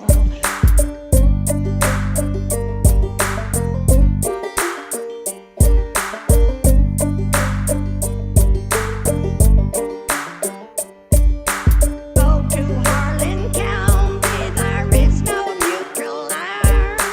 You'll either be a union man or a thug party age player. Which side are you on? Which side are you on? Which side are you on? Which side are you on? Come on, you poor workers, good news to you I'll tell. How the good old union has come in here to dwell. Which side are you on? Which side are you on? Which side are you on? Which side are you on? Which side are you on? Which side are you on? Which side are you on? Which side are you on?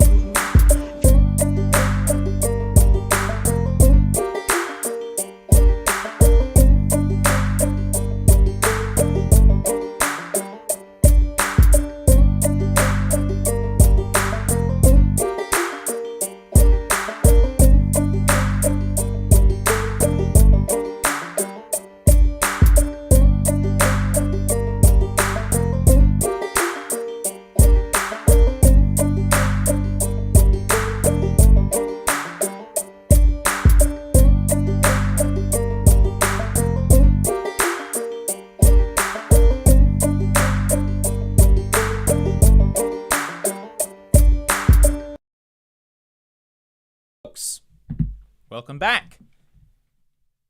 You're still listening to the Valley Labor Report, Alabama's only union talk radio show. We are now in overtime, and we've got some good stuff for you. We're really looking forward to this conversation with John Dunn, a former miner from the UK. But first, we've got some stuff to talk about domestic workers. Right, Adam? Oh, yeah. Yeah, let's pull this graphic up here. I wanted you guys to see this.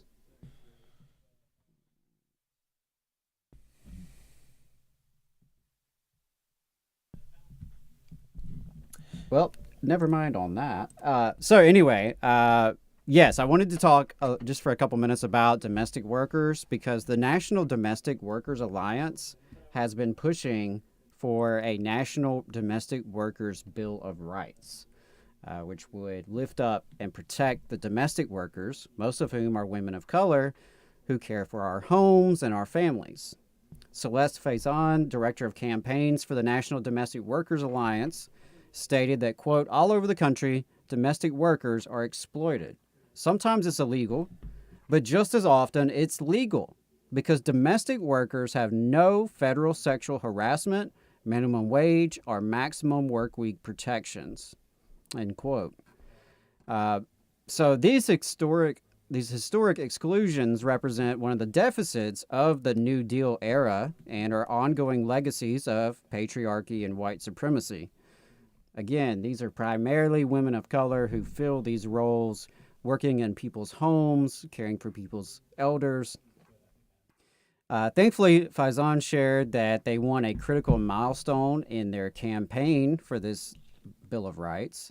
The House of Representatives Education and Labor Committee held a hearing last month for the National Domestic Workers Bill of Rights. They're continuing to push for Congress to pass this legislation while working with states and cities to pass their own. I recommend checking out domesticworker.org, where you can find out more about the Domestic Workers Bill of Rights, get plugged into the campaign, and support their actions. A lot of folks are not familiar with those exclusions that were carved out back during the 1930s and how our dear sisters who work domestically in folks' homes, caring for people's elders, how they do not share the same protections that we have under American labor law, which, as we discuss all the time on this show, is pretty crappy to begin with. Yeah. So the fact that they don't even have those really is a testament to the type of exploitation they frequently experience. So check it out, domesticworker.org. Absolutely. We got a text. Like I said, you can text us or leave us a voicemail anytime throughout the week, and we might answer your question or read it or play the voicemail on the next program. And we got a text last week from a listener. Said, hey, friends, Jack from New Jersey checking in. I'm currently training to move out of my current job to one as an actuary so I can move out of my tiny, cramped apartment, but conflicted about giving myself to the health insurance industry. Any advice on industries with union density that need math/statistics skills? And it's funny, somebody actually, I wonder if it's the same person. It wouldn't surprise me because this, if you listen to us, you're likely going to know about Labor Notes and Jonah Furman. But Jonah Furman got a very similar question in his, these folks on Twitter, they're having these ask me an anonymous question or something. Got a very similar question about that. Are there any industries with high union density where I can use, actuarial skills, accounting? I think it was accounting was what he said. And Jonah said, yes, actually, there are lots of public sector, municipal, and state government jobs, especially in the Northeast, that are going to be represented by AFSCME, the American Federation of State, County, and Municipal Employees. And those are, especially up in the Northeast, they're going to have very high union density, and that would be a really great place to get plugged in, and AFSCME could always use more labor militants. So that is something to think about.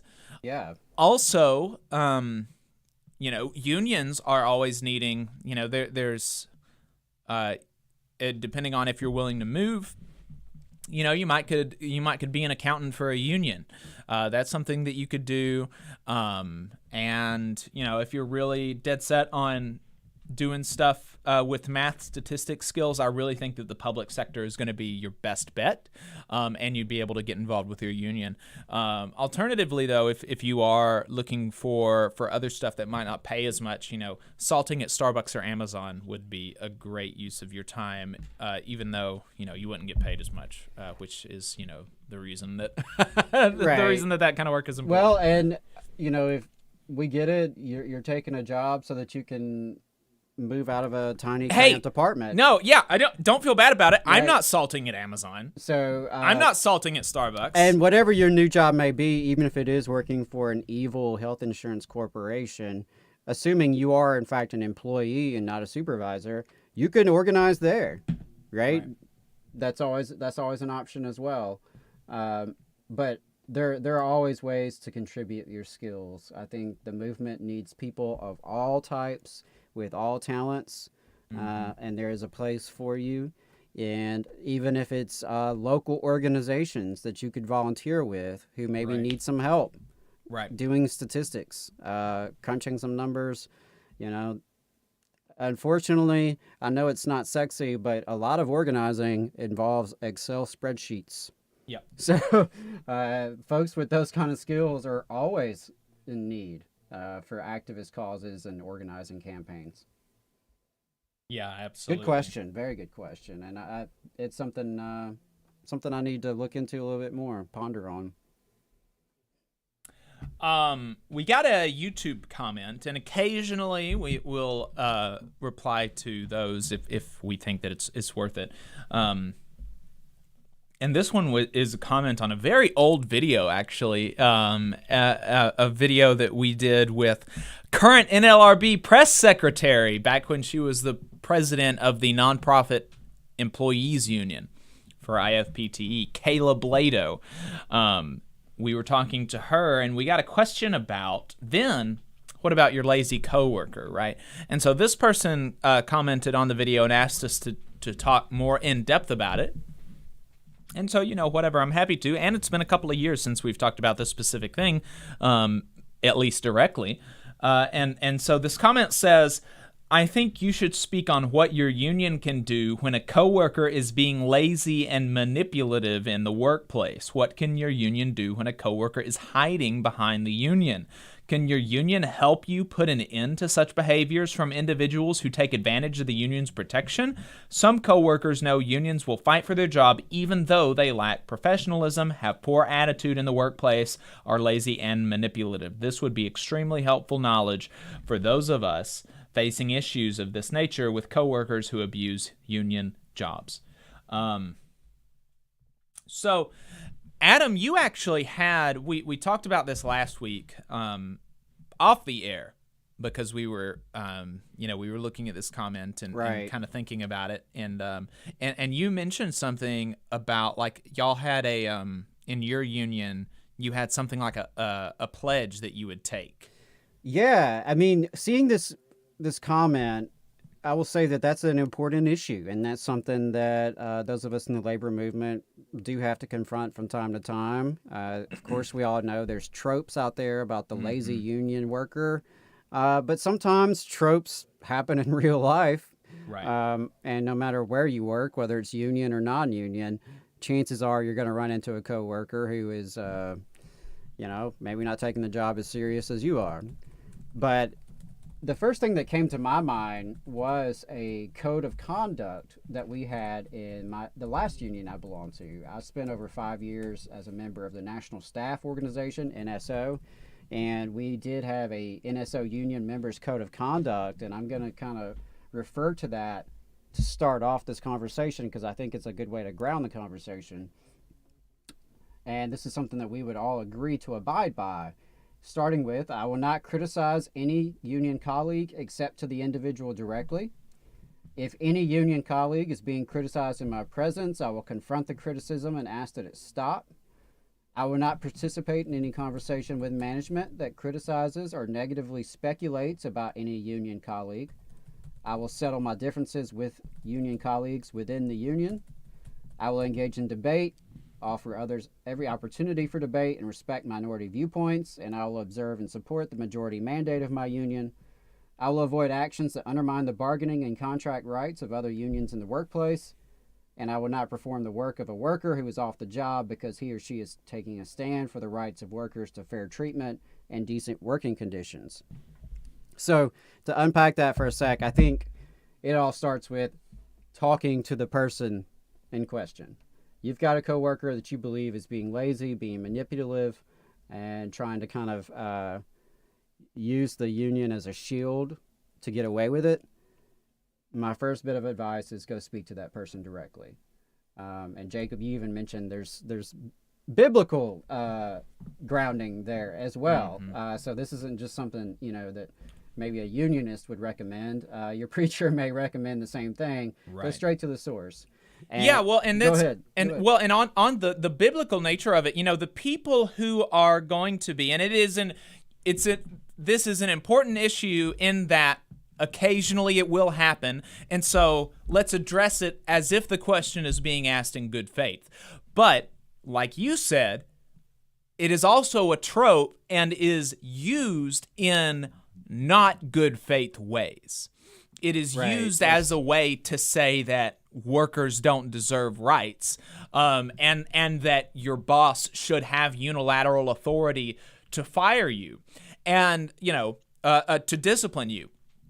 And whether or not we think that bosses should exist in the way that they do, the fact is that they do exist in the way that they do, and so their role would be to discipline workers and discipline workers in line with the law and the contract. And so there's no reason for us to be doing their job for them, right? And people talk about the union protecting lazy coworkers. All that is the union enforcing the contract. Right. Right? So if there is a lazy coworker, or if there is a coworker who is legitimately damaging to the employer in a business sense, it is the job of management to pursue discipline, and pursue discipline in line with the contract that they agreed to. And so if they pursue discipline out of line with that contract, then it is the union's duty to enforce the contract, right? It's the union's duty to enforce the contract. And if it is such that a person who is legitimately bad at their job, or perhaps damaging to the company in a business, as far as the business is concerned, is protected by the contract, whose fault is that? It's the fault of management for not following the contract and the necessary disciplinary procedures, because no business is going to agree to a contract that does not allow them to get rid of bad employees. So, if bad employees are sticking around or are not improving, that's the fault of management, not the union. And it's important to lay that out there. But speaking of the biblical thing, this is often talked about by people who are going to bring this up, are often going to be like right-wing Christians, people who consider themselves Christians, as like a whatever Mike Pence would say, I'm a Christian, a conservative, and then a Republican. They conceive of themselves as Christians, and Christians first, even before they're conservative, right? And but they've kind of been inculcated in this individualism and work ethic and whatever. And there's nothing wrong with a work ethic. A work ethic is good and important, but they're going to be the ones oftentimes who are going to say unions make employees lazy or whatever. So what does the Bible say? That's a good question. What does the Bible say when you, maybe as a worker or as somebody, have an issue with somebody? And so in Matthew, they're asking this question as it relates to members of the church, right? And so it's obviously they're not exactly talking about what do you do in workplace situations, but I think there's some teachings that we can pull out of that. Matthew says, Matthew 18:15-17, if your brother sins against you, go and tell him his fault between you and him alone. That's the first thing that you do. And I actually had somebody who has said this to me, who has said this about unions make people lazy, unions are bad, blah, blah, blah. I actually had them talk to me about a situation where they were offended by their coworker and went and told the boss first before they told their coworker. And it was over some really silly issue, like the person was cussing too much, right? And they went and said that to the boss. Why? Why would you do that? Why would you want to bring in the threat? Because why would you tell the boss? Because there's this threat of discipline and potentially even termination when you get the boss involved. Why would you do that? Why would you not? Snitch. Yeah. Why would you not just tell if it is so important to you? Like if it is actually offensive to you to hear dirty words, then be an adult and tell the person, right? Tell the person. Yeah, there's a reason why I think that's referenced in Scripture, and I think there's a reason why it was the first thing in my old union's code of conduct, because it works. It's the right thing to do. You should not go run to management. To me, that should be reserved for like the absolute last step of a multi-step process, or like a complete emergency where like you're about to get run over by a forklift and you have to yell stop, right? Maybe management's standing there. Okay, that's fair. But generally speaking, go confront the person directly. And I'll share, a personal experience with that. In my old local, there were some rumors going around about one of our leaders that supposedly she was angling for a promotion that would have put her in management. Well, maybe we shouldn't trust her. She's trying to get into management, blah, blah, blah. And after the second or third person threw that rumor out to me, I asked, well, have y'all talked to her about this? Oh, well, no. I said, okay. So my next phone call was to her, the person who's being rumored about. And I said, hey, I just want you to know I've had more than one person say this to me, and I'm calling you not to spread a rumor, but to address it. Mm-hmm. They said, you're trying to get into management. We can't trust you. We shouldn't have you in your leadership. And she cleared it up for me. She had not applied for the position, had no intention of applying for the position. It was just basically some assumptions were made that then got a life of their own, as rumors tend to do. Mm-hmm. But I'll tell you what, she respected the hell out of me for being willing to call her directly and ask her, because I was the only person who had the guts to do that. And once she had that conversation with me, of course, I was able to clear up the rumor, but more importantly, like, she had more respect for me, and our relationship really strengthened at that point, because she knew I was going to be upfront with her. If something was being talked about within the union, I wasn't going to pull punches. I would be willing to have a tough, awkward conversation, and vice versa. And that wasn't the only tough, awkward conversation I had like that. Right. But I would say that most of the time, folks will respect you for being willing to do that, because I'd much rather you come to me and chew me out to my face and call me every name in the book to my face than run around behind the scenes. Right. Either to my brothers and sisters in the union, or, God forbid, to people in management. Mm-hmm. So that's the first step. And even if that person, this is a legitimately like manipulative, lazy person. Right. Okay, maybe they're not going to respect you for being direct. Right. But anyone else who has to get involved here will respect you for that. And frankly, it's going to be one of the first things they ask, because I would say if you can't resolve it 101, that's when you can bring the union into it to try to solve it within the union. Maybe your steward facilitates a conversation, your local president facilitates a conversation. Maybe it's something that rises to the level that you actually need to bring it up at a union meeting. Right. And that's what, that's basically what the Bible prescribes. It says, okay, look, if you go and tell him his fault between you and him alone. If he listens to you, you've gained your brother. And that's exactly what happened with you and your the union member that you had questions about, or that other people had questions about. Your relationship was strengthened there. Right. But if he does not listen, which will happen sometimes, take one or two others along with you, that every charge may be established by the evidence of 2 or 3 witnesses. So here you're bringing in more people, maybe somebody that this person respects. If he refuses to listen to them, tell it to the church. And that's maybe when we're starting to talk about union leadership. And then if he refuses to even listen to the church, let him be to you as a Gentile. And maybe at that point, we're talking about, they're no longer a brother, we're going to management, something like that. That's that potentially. Right. If it's something that, is putting people at risk, right. Putting people's safety at risk, obviously that's something to be taken seriously.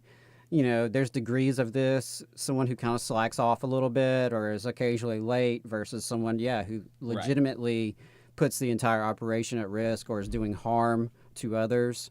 Mm-hmm. But I think it's interesting that, the Union Code of Conduct and the Bible. There's so many parallels there. It really is interesting. And I this is not to say, obviously, I don't think that regular listeners are going to think that we're like a religious show or anything, but both of us have sort of a religious background. And so it's something that I thought about that came out to me when I read this question. And so just to repeat the question is basically, you should speak on what your union can do when a coworker is being lazy and manipulative in the workplace.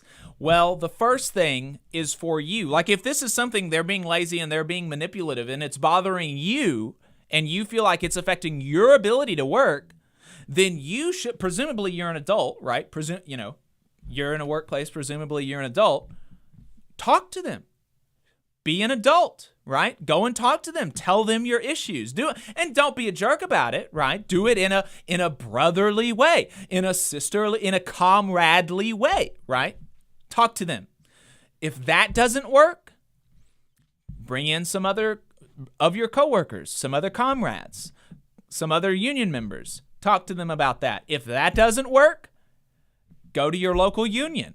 Say, look, I really need, this is really affecting my ability to work. Is there anything that we can do? And then if that doesn't work and it's something that is safety related or like, there's a real danger, then maybe you can talk to your union. Otherwise, let management do management's job. And that's something that I was going to mention earlier. You brought this up, and I've heard it a lot in the context of teachers, obviously, with the work I've done, but where people complain, you've got this tenured teacher who's lazy and doesn't do anything for the kids, but they just can't get rid of them. They're tenured. Bull. That is complete BS. Yeah. If you show me a lazy employee or a bad employee who supposedly cannot be gotten rid of because of their due process rights or tenure rights, I'm going to show you a member of management who's even lazier and more incompetent and worse at their job, right? Because if someone's legitimately bad at their job, they're violating policy, they're doing things that put people at risk or at harm, it shouldn't be hard to document that. It shouldn't be hard to put a corrective action plan in place. These things are not that hard. So if you have, sticking with the example of teacher, if you have a terrible teacher who year after year is not really teaching the kids anything and they're a joke. Exactly. That is not, at a certain point, that is on the principal, the superintendent, the HR director. And I just saw a comment in the chat, management's always lazier than the employees. Yeah. Bingo. Right. There you go.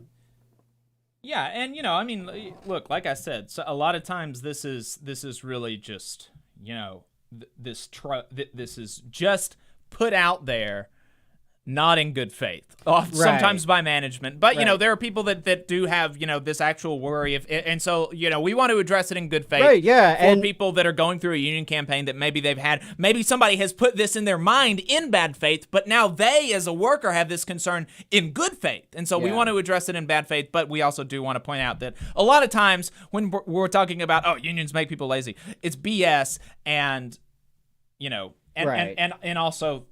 But, like you said, it's something to take into consideration. And when you have these issues pop up, I think that's also a way of framing it is like, look, brother, you're making us look bad. Right. It's hard enough to do our jobs. It's hard enough to maintain our union. and try to fight for the kind of pay and benefits we deserve, we can't have you out here slacking off, making us all look bad. Yep. And we don't want to waste our dues dollars having to constantly defend you because you're an idiot. So let's get it together. Maybe not call him an idiot, but not the first conversation at least. But yeah, so it's a interesting discussion. Have we got John in the Zoom? I believe so. Let's double check here. Yes, let's unmute John. All right, awesome. So this is a conversation that's been a little while in the making. Last year we got an email from a John Dunn in the UK, who was part of the big coal miner strike over there in the 80s, sending solidarity to the folks down in Brookwood. And I thought, we've got to get him on the show sometime for sure. And we've finally done it. So, John, many thanks for taking the time to talk to us today, all the way from across the pond. It's great, and can I congratulate you on a great show? It's inspiring to hear the news of unionization over there, because we get none of this news. The Alabama strikers have had no coverage whatsoever, and it was searching for them that I came across yourselves, and I've tuned in. Usually on YouTube later because of the time difference, and I really enjoy the show. Well done. Well, I appreciate it, and that really means a lot coming from there are few, or there is I don't ever get any praise that makes me feel better than when it comes from working folks, and particularly people that have been active in their unions. And Adam, I don't know if I haven't told you this yet, but Adam Obernauer from the RWDSU, he was at the he was at the APWU convention last week and said somebody recognized his hat, our logo cap, and said, "Oh, hey, I like those guys." Well, that's pretty cool. John, yeah, it really means a lot, especially coming from you and hearing it from folks who are from far away, but ultimately our struggles are connected. And I think that's absolutely that's what I love. So yeah, thank you for being here, and thank you for your praise. Yeah. So let's start with some personal history for you. Everybody knows that mining is a really hard job. So what got you into the industry? It's a bit of a long story, but shall we say I was a child of the 60s, and I went to what we call a grammar school, which is a selective school. You have to wear uniforms, caps, badges. Some of the teachers wore gowns. I got caned for not having a badge on my blazer at one time, and being the 60s, I was reading about Che Guevara, who'd just been killed in Bolivia, reading things, getting interested, inspired by the general strike in France, and I was a bit of a rebel. I grew my hair. I started going to school in jeans, and so what they said was they took me off the register because being a grammar school, they didn't want to look bad by expelling people, which meant I had to find a job. So I walked out of school and got a job on a building site as a labourer. I'll be honest, I found that as a 17-year-old lad a bit of a struggle, chopping the ends of my fingers off with bricks and heavy things. So I moved around, had a few jobs, and then in the end I got a job in an engineering firm. And I was telling my dad, I come from a long family of miners. My father, my grandfather, their ancestors were all in mining. And I told him what this job involved. It was called a hot press.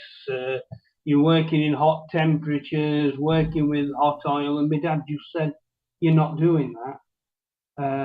I know somebody at Glatwell Pit." And he rang up and got me a job. And that's how I started in 1970 at the age of 18. So what did your day as a miner look like? Like what job did you have in the mines, or did you have several different jobs in the mines? Well, when I started, because I got educational qualifications. They thought I was ripe for candidate to be streamlined into management, but I soon persuaded them otherwise of that. I didn't get trained to work on coalface because I'm a severe asthmatic, so I did a number of jobs underground, and in 1972 we had our first national miners' strike for a living wage. I spent my 20th birthday actually on the picket line in the snow, and that sort of schooled me. And I got very active in the trade union, served as a time as a branch official at that pit, and then in 1976 they announced its closure, and I led the fight to try and keep it open, which unfortunately we lost. And with that came my first experience of what happens to militant trade unions at the time. No other pit wanted to accept me because of that trade union record. So in the end, I ended up at my last pit called Markham, and they put me in the safety department doing dust monitoring and dust control, thinking that that would keep me out of harm's way. It wasn't by any means the best paid job in the pit, but what it did allow me was to go to every area of the pit. So I got quite well known as a union activist. It was by no means a militant pit, but I managed to become again a branch official from time to time in that NUM branch. And one of the reasons about the safety department, I should say that our pits, because of the strength of the NUM, were the safest, most advanced pits in the world. And so we all had a specialist safety department that dealt with dust, ventilation, general safety, etc., etc. Now, just for the audience, the NUM is the National Union of Miners. That's I slip into these local abbreviations. Sorry, you might need translation with some of the terms I use. No worries at all. So you mentioned that you're talking about the NUM and y'all had really safe mines. Is it correct that the mines in the UK were nationalised? Yes, they were nationalised in 1948 under the Labour government. Yes. Unfortunately, we weren't given workers' control. It was very much the same management ethos as had been under private mine owners. But what it did result was a strong national union. Before that, we were always a federated union, but before that, you literally had local sections dealing with their own problems. Right. So the union nationalization was a kind of brought all those federated locals together into the NUM, and I'm interested about some of the day-to-day, before the big strike and ultimately the closures of all or most of the mines in the UK. I'm interested in what the day-to-day was like, because we're really familiar as union members and as union activists and branch officials, like you would say. We've both been elected officers of our unions. We're pretty familiar with private and public sector workings and how we bargain contracts and how we deal with grievances and the different approaches and some of the debates. But I'm very, very unfamiliar with the terrain and over in the UK. So I'm interested in some of that day-to-day stuff, not from a job perspective, but more in the vein of how did you as miners as union miners, interface with the company, like workplace issues? How did you bargain contracts, stuff like that? Well, all negotiations were done at national level. We had national agreements. We had what was known as when mechanization was being bought in wholesale, we had the national power loading agreement that determined wages nationally, especially for face workers, that made sure that people in less productive pits got the same wage, because production can depend on a number of things: conditions, height of the coal face, etc., etc. So every miner in every pit was on the same grade for the job that they did. And so locally we negotiate, you'd have disputes from time to time. We had full-time branch secretaries who would do negotiations on behalf of management, because from time to time local disputes would spring up, and they tended to get resolved very quickly, again because of the strength of our union. It was called a closed shop, which meant that you had to join the union when you signed on for employment in the mines. So what about when local management officials would violate the contract? Or maybe that didn't even happen. But here in the States, we'll get a lot of times, even where you've got a union contract. We just talked about a story earlier in the show. NBC News, their workers are unionized, and management unilaterally issued salary reductions, and that was 2 years ago. And just recently, they won back pay in the amount of $200,000. And so that kind of speaks to maybe some of the ineffectiveness of the legal system, and maybe even perhaps of the union. But 2 years later, NBC is having to write a check for $200,000 because the bosses and the executives violated the contract. What happened when bosses violated the contract? Well, they couldn't because of the national agreements, but what they sometimes do would be pushing things too hard, insisting perhaps that working conditions were a little bit different. So we'd either go on strike for a day or until it was resolved, or we would do what we did, a sit-in in what we called the pit bottom, and not leave to go to the workings. So things got resolved. But if you had a problem, you just went to your union official, who talked to management and sort it out. So it was incredible. Yeah, it sounds pretty incredible. Did your contracts have no strike clauses, or could you strike? No.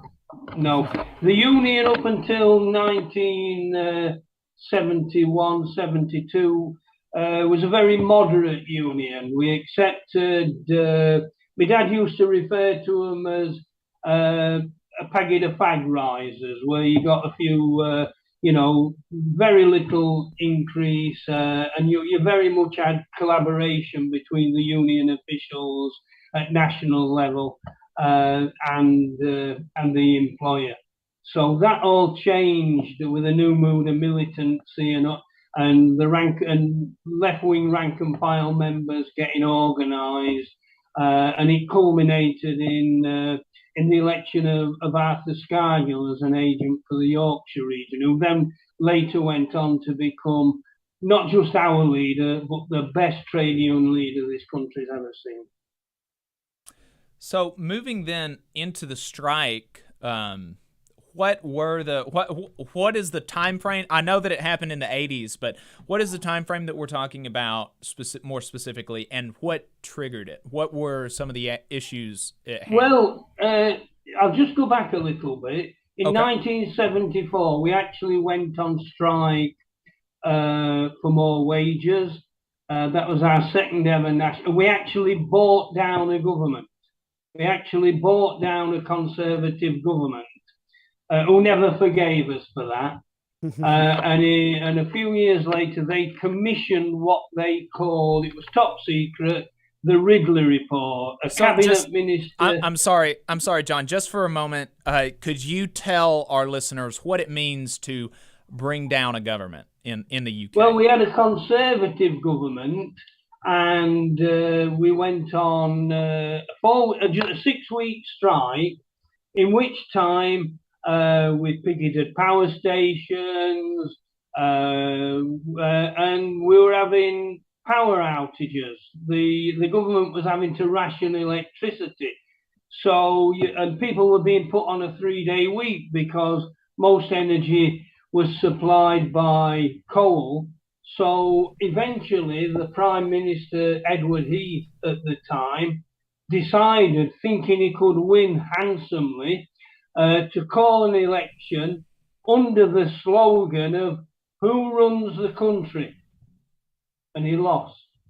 So we proved that the unions ran the country. Unfortunately, the Labour Party that represented it is a bit more like, until Jeremy Corbyn came along, which is a different story, a bit like your modern day Democrats, who are more corporate and establishment inclined. So yeah, we brought down the government, and as I say, they never forgave us and commissioned a report by Nicholas Ridley, a cabinet minister, deliberately to break, in particular, our union.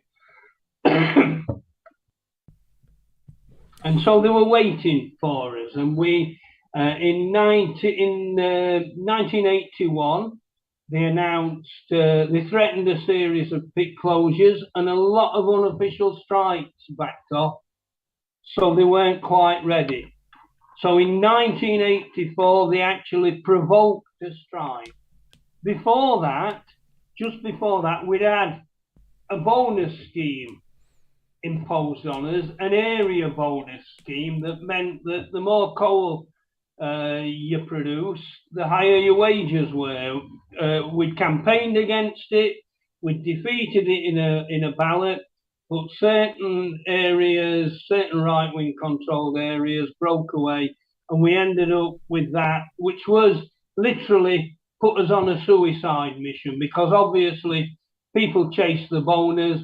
We increased coal stocks and enabled the government to build up reserves for a strike. And the government appointed a fella from over your way, Ian McGregor, who had a history of taking on trade unions. I believe he'd done it in companies in the US, and he later did it in Britain in the steelworks. He smashed the union and destroyed that industry, and he was set on by Margaret Thatcher's government to take us on. So they were ready, and they provoked this strike by announcing, against all national agreements, we actually had agreements about pit closures that went through a negotiation procedure. You looked at whether working conditions made it impossible to mine, whether coal was exhausted, etc., etc. They broke that agreement and announced 20 pit closures, with 5 to shut immediately within a week. And so miners in a Yorkshire pit called Corton Wood, which was the first to close, immediately walked out. This was in March 1984. Picketed other pits in Yorkshire, asking in true, workers' tradition for solidarity. And one by one, pits came out throughout Yorkshire, and then they spread the strike into other areas. And a few days later, we in Derbyshire were picketed out. And the strike at first was relatively solid.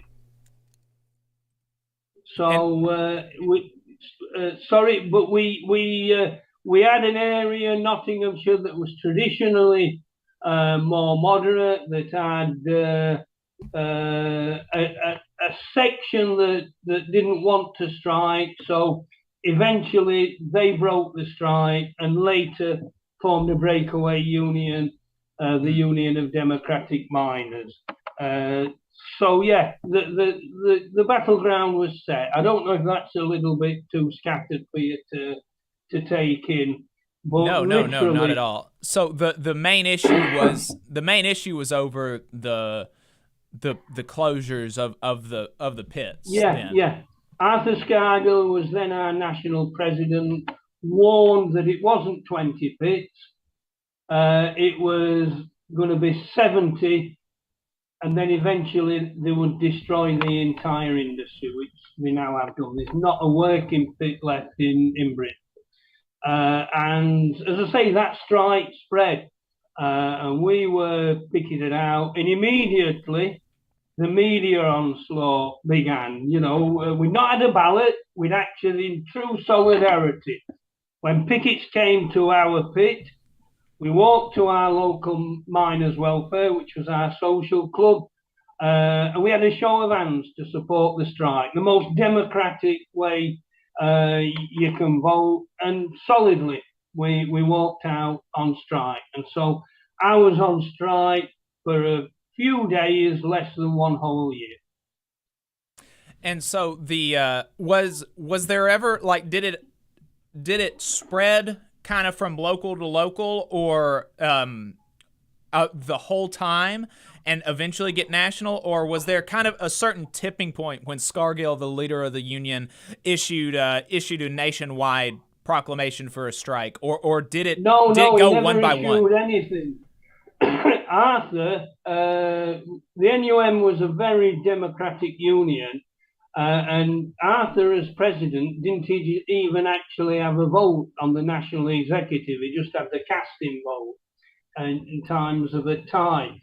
But what happened is, you rightly say, it spread from, we didn't call them locals, we called them branches, spread from branch to branch to branch, and eventually it was a national strike. And then later in a few weeks into the strike, there was a national conference of delegates from every mine, every area executive, that made the strike official. So yes, it became an official national strike.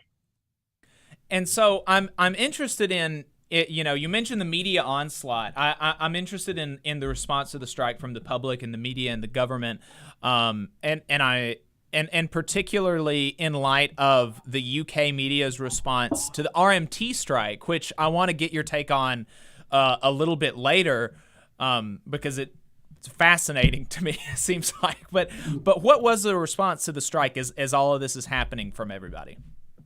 Well, we got tremendous rank and file support. Unfortunately, we were let down by the Trade Union Congress, which is the national body that supposedly coordinates trade unions. We were let down by the official leadership of the then Labour Party, but at rank and file, we had tremendous support. We had solidarity strikes. The dockers came out because they'd been instructed to unload coal at docks, and then eventually they were bought off. The government wanted to make sure we were isolated, but fantastic support. When you imagine keeping a national strike of 160,000 people going for a year, just the sheer logistics of making sure people didn't starve, of showing solidarity, tremendous rank and file support, and some major trade unions. What happened during that strike is the government sequestrated our union funds. We tried to hide them, but unbeknown to us at the time, they had a secret service spy high up working for the union, and so they quickly traced that money. As I say, they were very organised and froze all our assets. So the union, if they wanted to, they couldn't even order paper clips without permission from the government. So they were trying to starve us back literally from day one. We were denied social security benefits for strikers. We depended on little bits of strike pay that we raised and donations from all over the country. The media onslaught, never seen anything like it. They demonized Scargill. There was a photograph of him addressing a rally in Nottinghamshire in the strike, where he got a real ovation as he came on, and he lifted his arms up like that to tell the crowd to sit down. They photoshopped one arm out to show him giving a Nazi salute with the headline, Mein Führer, M-I-N-E. We had strong print unions in those days. They refused to print it after the first edition went out, and eventually Rupert Murdoch took his revenge on them a few years later. But that's the sort of solidarity we had. But Scargill was absolutely demonized. For him to show the strength of character to stand up to it, I don't know how he did it. It was, he had people camped in, press reporters camped in his garden, surrounding his house, harassing his daughter, harassing his wife, everything. And that continued even after the strike. You mentioned it still is demonized to this day. Right. And they try to portray it. They always say that Scargill called the strike. No, all he did was endorse the strike that was already taking place. And they like to make it out as a battle between Arthur Scargill and Margaret Thatcher, and make it all about the individuals rather than the cause that we were fighting. We only wanted a job. We weren't after wages. We weren't after changing conditions. We wanted to keep our jobs. And with our jobs, we lived in isolated communities in the main that depended upon that mine, for its livelihood. And so we said, if you destroy a mine, you destroy a community. And that came true with a vengeance. So we were fighting for a lot more. And it eventually became a community campaign. Our wives and partners, sisters, daughters, joined us on the picket line, formed a group called Women Against Pit Closures. And when we were taken off the picket line for one thing or another, they replaced us. Tremendous community support. I've never, I get emotional just talking about it. It showed what could be. We had local, what we now call food banks. We had communal kitchens where we were fed a good meal every day. We had food parcels every week. It showed what society actually could be like. Yes, and it really seems for some even more. It seems like such a common thread in miners' strikes, specifically for some reason. I don't hear as much of this from other strikes, but you're talking about we've got what they're calling a strike pantry in Brookwood for the folks, the miners who are on strike in Alabama, that, like you said, it allows them to take groceries for free. The union purchases groceries with funds from the union and with donations from the community, from local grocery stores at wholesale, discounted prices, and then gives it to the members for free from their pantry. They have school supply drives. They've now had 2. They've had to send their kids back to school after the summer twice now, and they've had new clothes, new backpacks, new school supplies, all for free for the union members.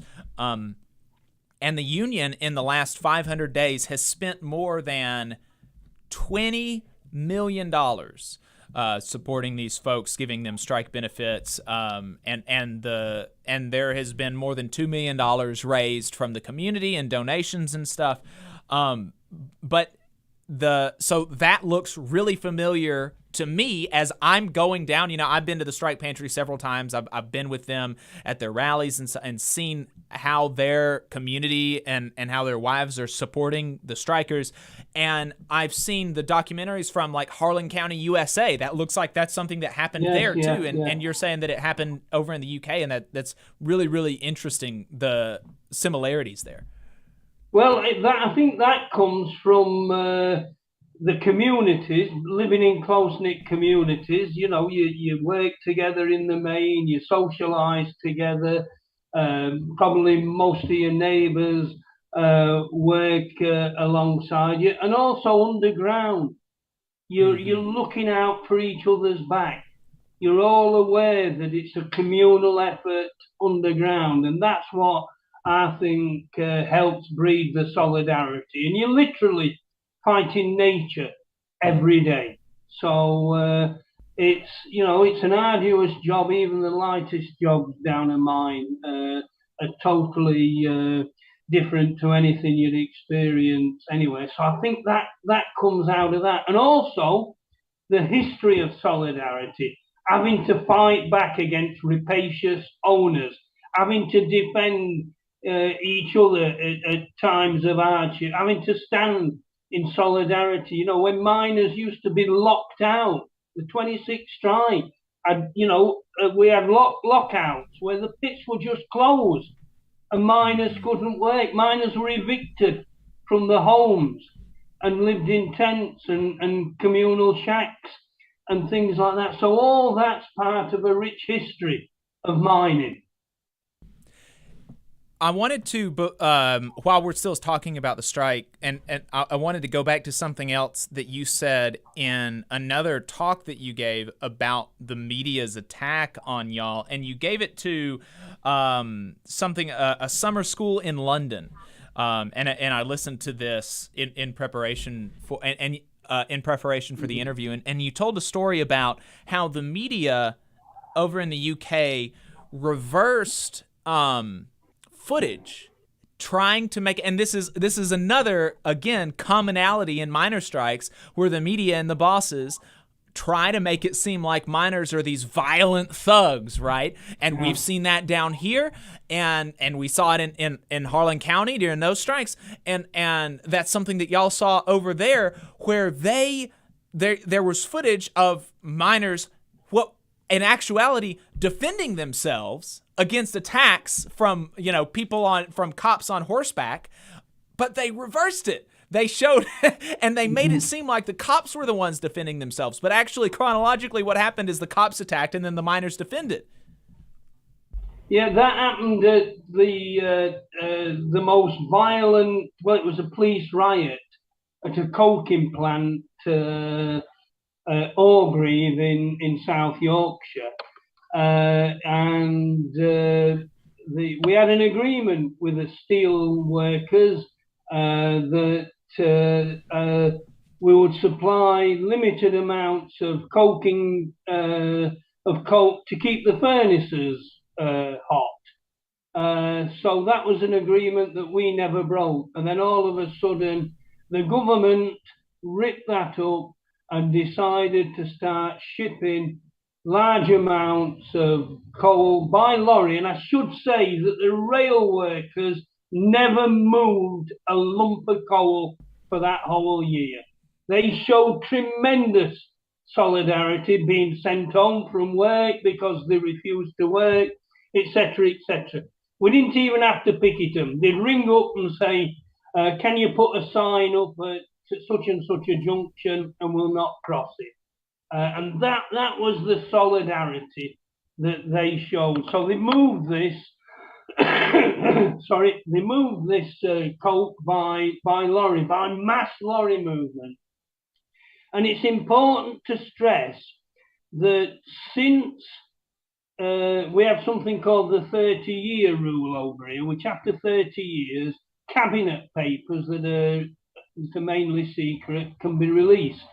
And our researchers have found that from early on in the strike, Margaret Thatcher micromanaged it, and the scribblings in the margins of in her own handwriting, where she's actually calculating the number of lorries needed to keep a steelworks open. She gave orders early on in the police to start getting physical with us, which they relished. This scene behind is a scene from Orgreave. It's a mounted police charge through a little village, through Orgreave village. She instructed the courts to convict us quicker, and I was an early casualty of all that. But at Orgreave, June the 18th, 1984, and I have to say, there's so many details that have to explain the background of the strike. We have police roadblocks everywhere. If you looked like you were a minor, your car was stopped. We couldn't get onto motorways.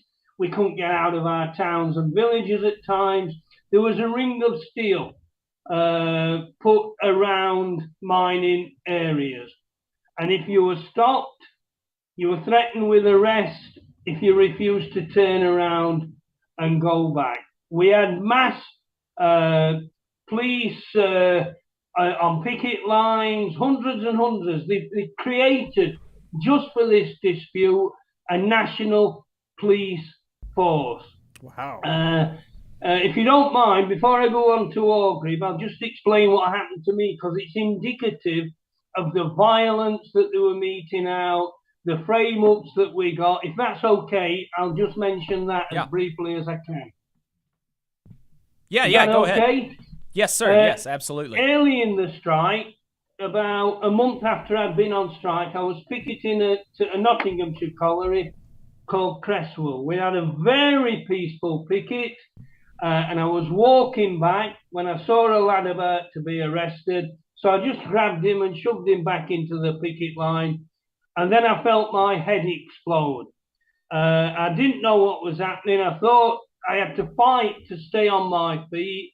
And when I turned round, there's a policeman absolutely drenched in blood. His face was dripping with it, and that was my blood.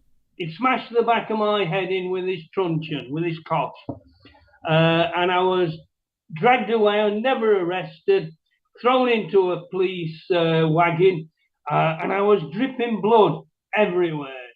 And I made a complaint, and the policeman in charge of the van I was in wanted to take me in. We had ambulance and the medical centres at every pit. Wanted to take me into the pit to be looked at, and I said, I'm not going in there.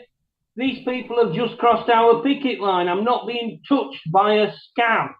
And his words were, I hope you don't mind me swearing. His actual words were, well, you can fucking bleed to death then.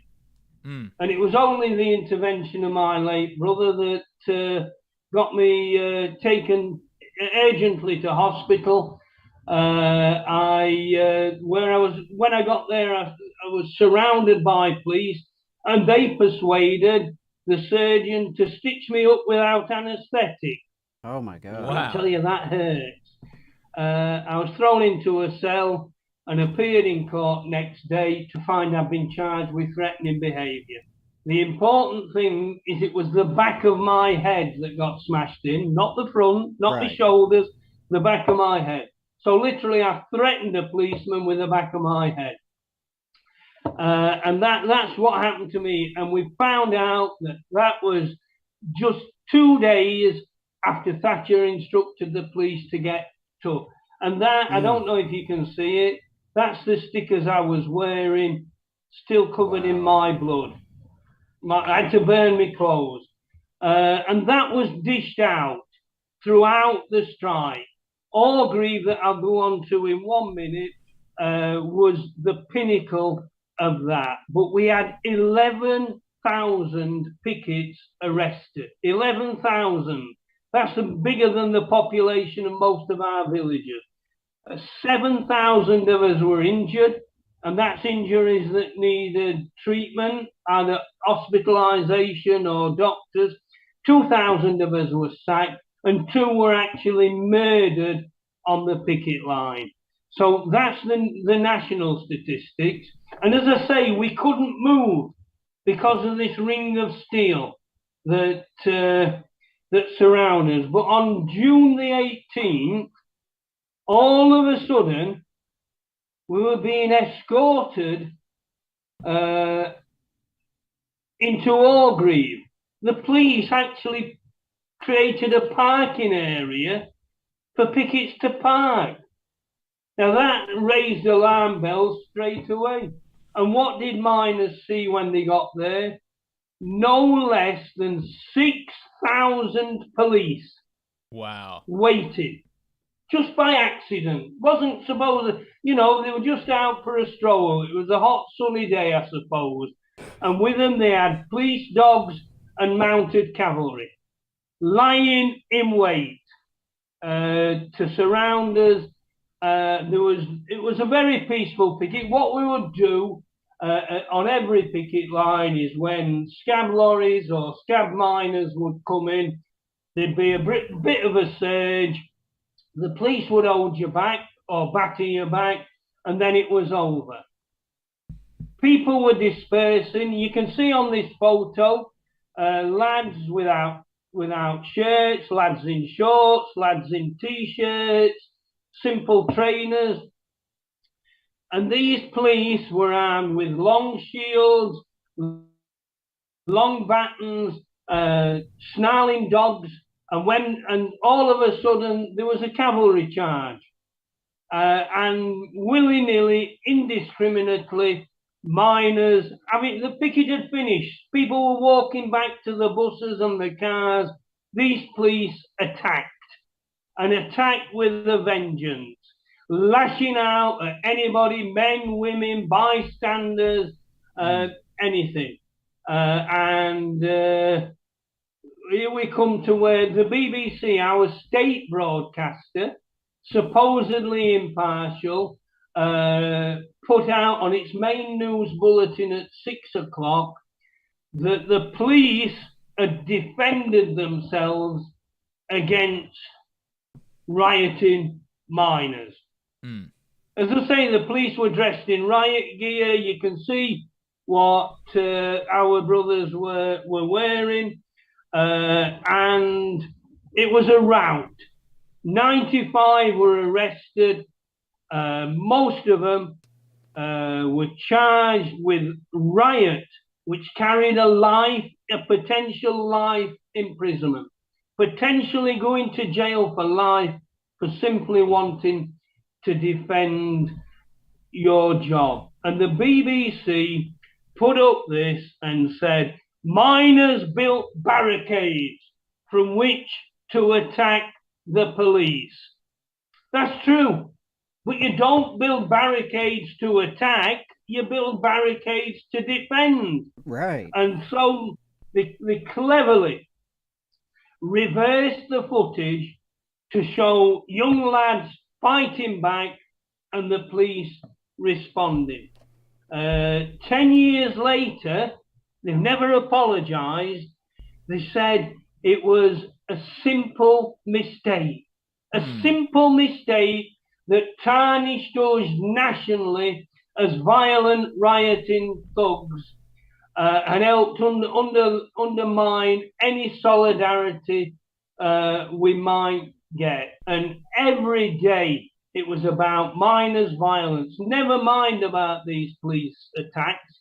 And that's what happened almost every day. We had cavalry charges in tiny mining villages, indiscriminate kicking in of doors and people being dragged out and arrested. And that's what we faced for most of that year. And as I say, Orgreave is the pinnacle. I'm now involved in a campaign, a marvellous campaign, called the Orgreave Truth and Justice Campaign. We campaign for a public inquiry into that one day and what happened and what orders the police were given, because you don't get 6,000 police waiting in a field for nothing.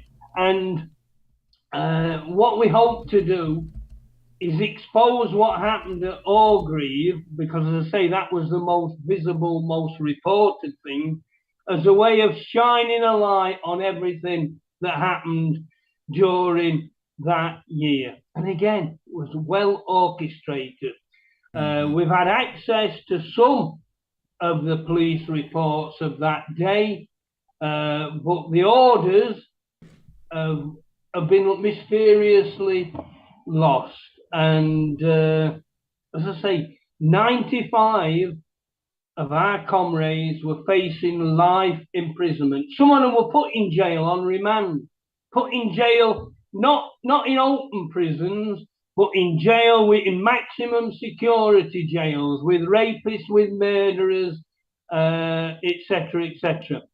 Those that were arrested were denied any medical treatment. Some had broken arms, some had serious concussion, many were bleeding, and the fellow arrestees had to bandage them up with t-shirts, etc., etc. That's what happened that one fateful day, but that was happening all the way through. Wow. And so, you know, you mentioned that not one pit is operating today in the UK.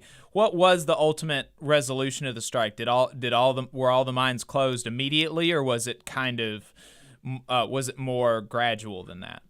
It was a salami tactic. What happened was, towards the end of the strike, there was a massive drive to get people to scab. And, a lot of people had suffered. They'd literally been starved for a whole year. We started having this move back to work. And I think it could have been contained. But certain areas that had no record of scabbing, their leaderships panicked, and a special delegate conference was called, and it was narrowly accepted that the strike would be called off without an agreement, and that we would march back to work with dignity, which is what we did. So literally the strike collapsed because of this onslaught and hunger. People, a union comrade of mine said early on in the strike, he was talking to open minds amongst his fellow miners who were supporting the strike. At the end of the strike, he was talking to empty bellies, and that's what carried the day. So I think it was a tragedy to call it off.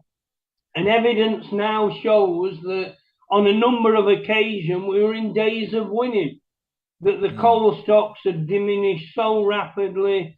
The solidarity action that wasn't moving coal was really starting to bite. And I think if we could have kept it just for 2 or 3, perhaps a month longer, we could have won. And the whole course of British history, the whole course of the decimation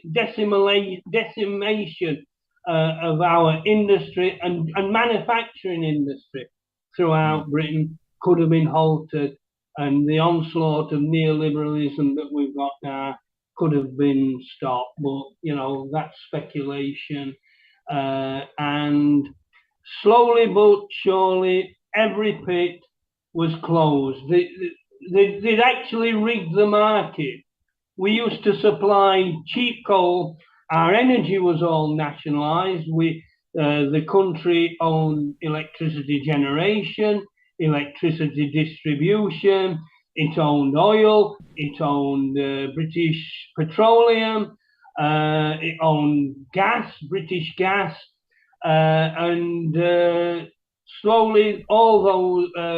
Our market was rigged, so it made it cheaper for them to buy imported coal, and slowly but surely pits were deemed that had never been uneconomic before, were deemed uneconomic and closed one by one. And the last, what we call a deep mine in Britain, closed in 2015. I was there on behalf of our All Grief campaign. It was an awful day because we knew that was the end. And now our communities are devastated. You know, they've not just lost the mine, they've lost their livelihood, they've lost a lot of their services, and the battle has been to keep those communities together. Right. And I'm proud to say a lot of the mining communities, you know, still stand tall and are proud of what we do. Every year on the second Saturday in July, we have what's known as the Durham Miners Gala. It's not just about miners, it attracts the whole of the trade union movement. And this year, there were 250,000 people on that march and participating in the gala. So, you know, the memories linger on, the spirit lingers on. And I always say, Thatcher's dead, but we're still here. Hell yeah. Yeah. I gotta say, that was just very inspiring. The courage, the bravery, the sacrifices that so many of y'all made for your fellow workers, facing off against the entirety of the media, the government, the police. It's and in this, one of the saddest things is how much it resonates with so many of the other labor struggles that we've learned about in our country and in countries across the globe. I think there's a lot of lessons we can take from that, but I just want to say thank you for sharing your deeply personal testimony, and I'm glad that pig cop didn't get you worse than he did. Well, we still fight for justice. I tried via a Freedom of Information request to get the details of my arrest and conviction so I could get it overturned. I say I was framed in court. I ended up with 2 criminal records, threatening behaviour, and they resurrected a law that originates from the 1600s called watching and besetting, which actually means just looking at people. So I'm remarkable that I can threaten a policeman and look at him with the back of my head. Now, I know in our movement we need eyes in the back of our head at times, but that's damn ridiculous. But on my behalf, the NUM took out private prosecutions against 2 chief constables and the constable that had attacked me, which is why I had to be framed to defeat that. I recently sent this Freedom of Information request to Derbyshire Police, wanting records, and guess what came back? There's no record of my arrest. No record. They even sent me my £10 back that you have to pay for that. Couldn't find it. We sued 3 people, private prosecutions. I've got 2 criminal records that show up on all my criminal records checks. And here's the thing, I cannot even, if I wanted to, come and visit and show solidarity to those brave comrades in Alabama, because a few years ago I wanted to visit my partner's relatives and friends in the US, and I was denied a visa for those 2 criminal records, of which we cannot find. There is no evidence of, but mysteriously they crop up. So I'm labelled a violent thug at the age of 70. I still carry 2 criminal records that impact on me today. And I'm not the only one. There's thousands of us like that. And people who have been lucky enough, one of my comrades who was arrested at Orgreave actually got his, they've kept the papers from that, he actually got his arrest record. And it's so redacted, there's only his name visible. Of course. So, yeah. And those 95 that were arrested had to wait over a year to get to trial. Imagine that. You're waiting a year to know whether you're going to be sent down for life. And the trial eventually collapsed after 40 days when it was found that the police had fabricated evidence. That they all wrote identical statements. So we've had policemen come forward and say they were sat down in offices by mysterious people in suits who were special branch who told them what they got to write. I say in my case, we can't even find any details. So that's what we're up against. Some of the files relating to the strike have been locked away, embargoed until 2066. Now I'll be 114 then. So I've started a healthy eating regime because I want to find out what happened to me. Right, outlast those bastards. Yeah. And now I spend a lot of my time campaigning, speaking at the sort of meetings you talk about. If I can give a plug, if you put All Grief, Truth and Justice campaign, you'll come up with a website, our Twitter account, and our Facebook account. We're a very, very, to say there's only a handful of us, we're a very, very successful campaign. And we're keeping that flame alive, talking to today's trade unionists about our message and explaining how this country's in the mess that it's in because our strike was defeated. And can I say while I'm on, solidarity to my brothers and sisters in Alabama. I wish I could be there with you. That's why I got in touch with yourselves. I didn't just want to send a message to the National Union. I wanted it to get to the people on the front line. And so thank you for what you did. When you sent that, we did send screenshots to folks that we know that are in the union, and so we were able to tell them, and we certainly appreciated that. Before you go, though, I am interested in you know, I mentioned this earlier, and I did want to circle back to it before we let you go. Coming up to, you know, the present day, they're not striking right now, but there's a dispute that's culminated in several strikes, and potentially they'll strike again. The RMT, which is the rail union in the UK, and watching the media coverage over there, you know, to the extent that I can and that I have, it almost makes me thankful for the media that we've got over here, because it's crazy. It's really, really wild. And, you know, I think probably the problem here is mostly that the media will just ignore working people.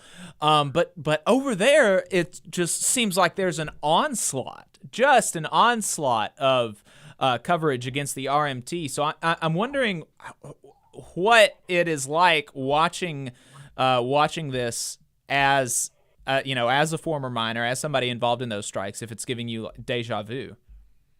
Oh, not just deja vu, but inspiration. And what's happened is, I don't know if you've seen Mick Lynch, the secretary of the RMT, has actually tore a strip and answered perfectly calmly all the media slares, so much so that he's hardly getting any coverage now. What they're trying to do is demonize again all strikers. We're now told, despite the fact we've got 13% inflation and nobody's had a pay rise for 12 years, we're now told that it's wages that are causing inflation. And we've got the RMT, we've got the train drivers, ASLEF, out on strike today. We've got strikes on buses. We've got a strike where even nurses are starting to ballot. And can I say, going back to my union, we had a fantastic history of solidarity. I can't remember how many days I've been on strike in support of other unions, in particularly nurses, because they were the people who bandaged us up and mended us when we'd had an injury. So solidarity to everybody worldwide that's fighting back. In Britain, they're calling it the summer of discontent, and long may it continue. This is a chance to fight back. Absolutely. Could not agree with you more. John Dunn, you got the Orgrave Truth and Justice campaign. We've dropped that in the chat. We'll put it in our in the notes for the podcast. I really appreciate you coming on, brother. This has been it's fantastic. great. It's been a privilege, and thank you. It's people like you that make sure messages like ours make sure that the Alabama strikers, that their message gets out, because the national media will never do it. So solidarity, all power to your elbow, and hope you grow and grow. I'll do everything. There's some of my colleagues in the UK watching this, so we'll spread the word. Thank you so much. Thank you, brother. I appreciate it. Truly an honor. We Solidarity. You too, All right. brother. And folks, yeah, that's as good a place to end it as any. That's gonna be flag that for the best of for sure. Yeah, that just an amazing story, and to hear it from a committed union brother who was there, and who has the scars to prove it. Literally, yeah. And the parallels with the issues here in Alabama, the issues across the country. One thing that I made a note of that really resonated with me was about the need for long-term thinking, because when they put the bonuses out for coal, and they are chasing the bonus, therefore increasing the coal reserves, which capital is building up in preparation for such a strike and to completely bust the union and to close the pits. And I think about that and how much that's a factor in our lives, and how often we can fall prey to short-term thinking without the long-term view in mind. We've got to keep our eyes on the prize and think down the road, because rest assured, the folks on the other side of the table are doing that. Absolutely. And that really resonated. And of course, the creation of the police forces reminds me that the Huntsville, Alabama riot police were created to bust up striking rubber workers in the early 90s. And this same riot police was then deployed upon our sisters and brothers in the courthouse square in June of 2020 who were protesting police brutality. The sheer irony of it. You're protesting police brutality and you're getting met with police brutality. And just to see how these themes reappear throughout history, across cultures. It was truly an honor and a pleasure to have Mr. Dunn on the program. Great stuff. Thanks, Jacob, for making that happen, and thanks again to John for being on here. Really love it. Yep, and I just dropped, I mentioned that I listened to a talk that he gave to a school in London in 2012, 10 years ago. I listened to that in preparation for this, and I just dropped that into the chat if anybody wants to go check it out. So yeah, definitely bookmark that. Take a look at the Truth and Justice Committee that they have, the campaign. They even have merch out there. You can buy some merch, buy a hat, rep the hat. I think I'm going to get me a t-shirt and a hat. I may have to do that myself. Yeah. All right, folks, that's going to be it for us today. The website is tvlr.fm. You can get our hats, donate to the show, help us stay on the air. Otherwise, folks, we are going to see you next week. Bye, y'all.